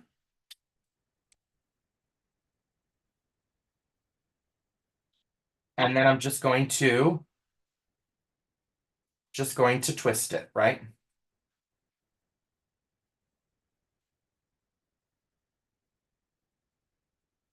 So I'm just creating that little infinity sign there. And then same thing here. Just put a little bit of glue. Again, I'm using the glue gun for this one. When I actually created the minty green one, I actually used my tape runner. And I also used my stapler. But I wanted to show you the different one. So there's one piece right there. Okay. I take the next one. Same thing. I'm just going to let it meet in the middle so I know the proper size of it. And then I'm just going to twist to create that infinity sign. And now, see how I have it twisted? I can grab my stapler and just staple the middle. Because remember, when you layer these, no one's going to see your staples, right? So I say, go for the staples. I think it's actually a lot easier to do. So I'm just going to keep bringing these into the middle here and just twist and twist, create that infinity sign there. And again, I'm using my stapler. So I have my 3 big ones already created right there. So now I'm going to move on to the next size. And again, you're doing the same thing. It's just because you have different sizes, that's going to create that nice, fun bow that you're going to layer. Okay. So again, and I love the pattern paper. I think it's going to really create a fun overall look for the bow. So again, think about the size of this bow. So I made this a little bit bigger. So for me, it seems easier to twist and even to use my stapler. But if this was much smaller, again, that's going to determine the type of adhesive I might use. I probably can't use my stapler. It's going to be a little bit trickier to twist, right? So again, think about how big you want your bow to be. But also think about the fun that you can have by creating some really big bows, right? Out of paper. This is actually my favorite one to create because I just think it's so cool just to do these little twists and turns. And again, the stapler makes it so easy.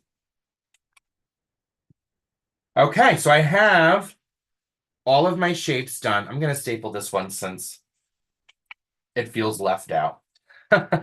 So I have all of my shapes, and here's that last little piece right there. So now I'm going to start the layering process. I'm going to start with this one.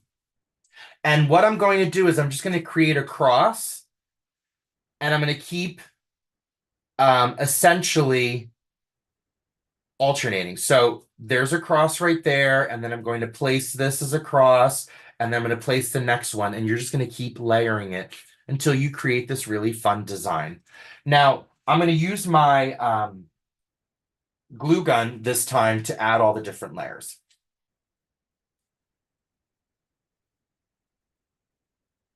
There we go.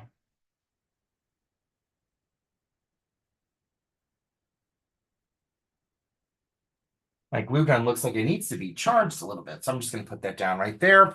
I'm going to put the first one down because I did have some glue there. And then while that's charging, I could use my tape runner in the meantime. It's not going to be as I probably would not use it to make it as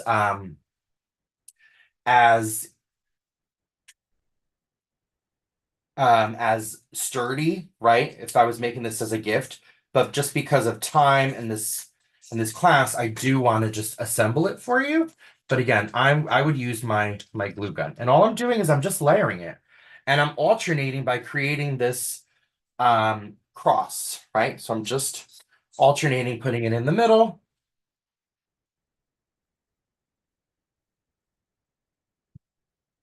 And you could just see it like really start to come to life. There we go. And I just keep layering it on.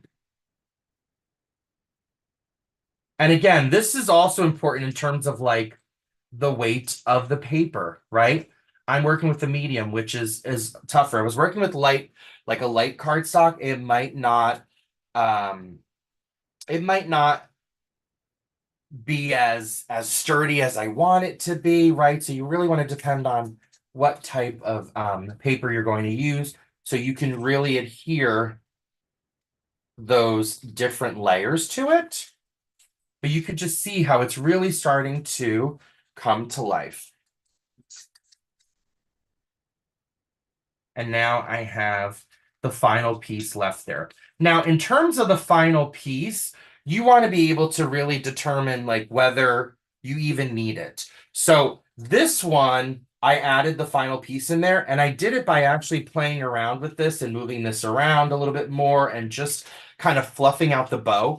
And if you think about like those bows that you get in the store, you do kind of the same thing with them too when you get them home, right? You're fluffing them out, you're fixing them. So you can do that with your paper and then decide whether you want to be able to place the smaller piece. But to place the smaller piece, all I'm doing is just folding it in. I'm making like a little ring, right?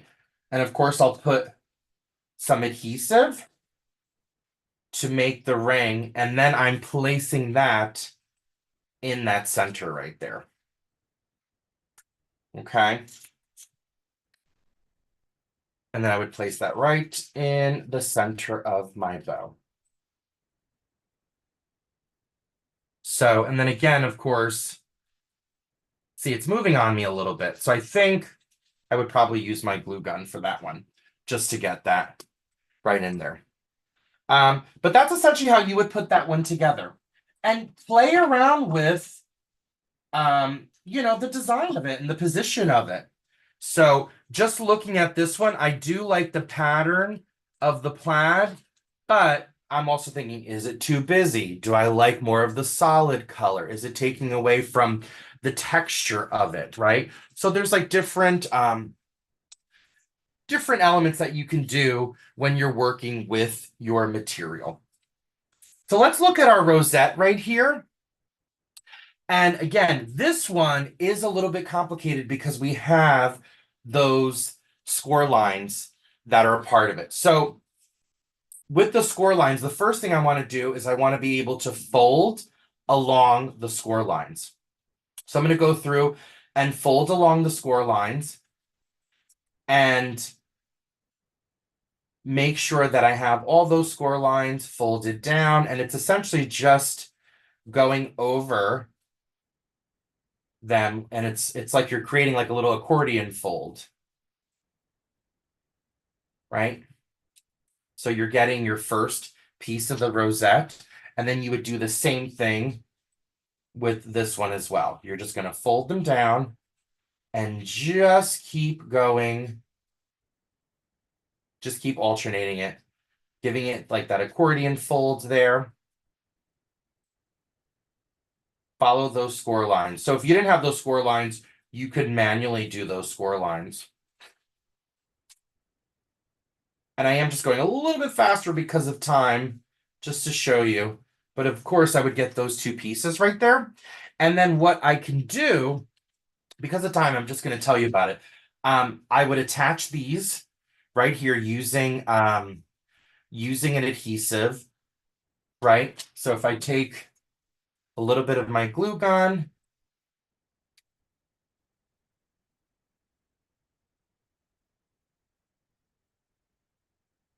and then just attach it there, make sure that's nice and firm, I can start thinking about, okay, well, now I need to essentially bring this around and create this circle, right? And that's where the tricky part comes. So you want to make sure that you're using a strong enough adhesive because you don't want it to rip apart. But essentially, you're then going to create your circular rosette there, right? Once you have that placed, and I'm going to keep it flat here. Once you have that placed, you want to adhere these two sides and then take your little topper, add an adhesive to it to secure that in place. And I would even recommend you can create two of these toppers to put one in the front and one in the back. So if I show you the one that I created earlier, I have the topper in the front, and actually I just took a piece of scrap square and I put it in the back just to reinforce that rosette. So it's nice and secure, and no one's going to see this back because this is the piece that's going to go on my box, right? And then of course you can add some nice little embellishments to it, really make it just fun and exciting, and personalize it for the person that you are going to be sharing this with. So those are essentially the festive bows that we are going to be creating today. I hope you got some tips and tricks and are excited to start creating some of these fun little bows that you can put on your homemade gifts. Cricut has lots of ready-to-make projects. You can create your own little paper boxes as well. Be able to add your fun little bows on here. I do want to mention too, I said this to Katie and Christine, so I promised I would do this. This also reminds me of a big bow you would put on a little a newborn baby, or you could even be silly like me and create a nice little headband there for you as well. So again, just these are it's paper. So think about what you can create by using your Cricut cutting machine and really creating these fun and exciting bows to add to your homemade gifts. So I hope you're excited and inspired to create that. I know Katie mentioned, the Facebook groups, sharing in the Facebook group. So I would love to see your bows. So post in these groups and just say, hey, Coach Danny, look what I created, because I would love to be able to see what you've created as well. So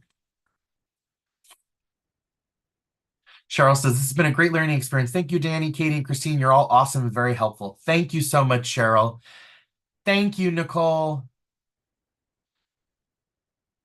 Susan, thank you so much, Susan. Oh, that's wonderful. Thank you.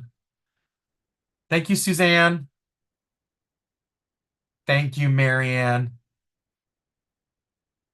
Thank you, Allison. Well, this is our last class, and I have to thank all of you for joining us. And it looks like we've got lots of folks that have taken classes before with us. So this has been a fun journey that we've been doing for 2.5 years. So I want to thank all of you for joining us on this journey and taking these classes. I know Katie and Christine have just enjoy being able to help you and myself and also our other coach, Coach Kesley, have just really it's just been a thrill to be able to help you on your crafting journey and make it one that's fun and easy for you. So I hope you've enjoyed this experience. Again, Cricut's going to have some other exciting educational opportunities in the new year. So go to that Cricut Learn website to get some more resources because we'd love to help you with your crafting journey.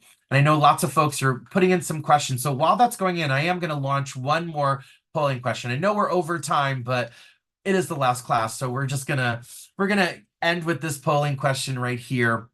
And I'm just curious to know how you are feeling. How are you feeling after today's class? Do you feel confident? Do you feel like you need more resources? Again, you are getting today's recording. So just know that you do have that recording to be able to fall back on. You can watch it back, you can pause. Feel free to send us an email at makewithus@cricut.com. Check out that Cricut Learn website as well for some additional resources. So I'm going to let folks answer that polling question and just see if we have any other questions here. Thank you so much, Kelly. Thank you, Amy. Thank you, Denise. Thank you, Claudia. Thank you, Kathleen. Yes, happy holidays to everyone. Thank you, Diane. Thank you, Lisa. Thanks, Connie. Thank you, Debbie. Thank you, Nicole. Natalie. Thank you, Leanne. Thanks so much, Christine. Belle, you can just type in your web browser learn.cricut.com to get to the Cricut Learn page. Thank you so much, Linda. Thanks, Cecile. All right, so let's see our results for our final polling question here. So 61% feeling pretty confident about moving forward.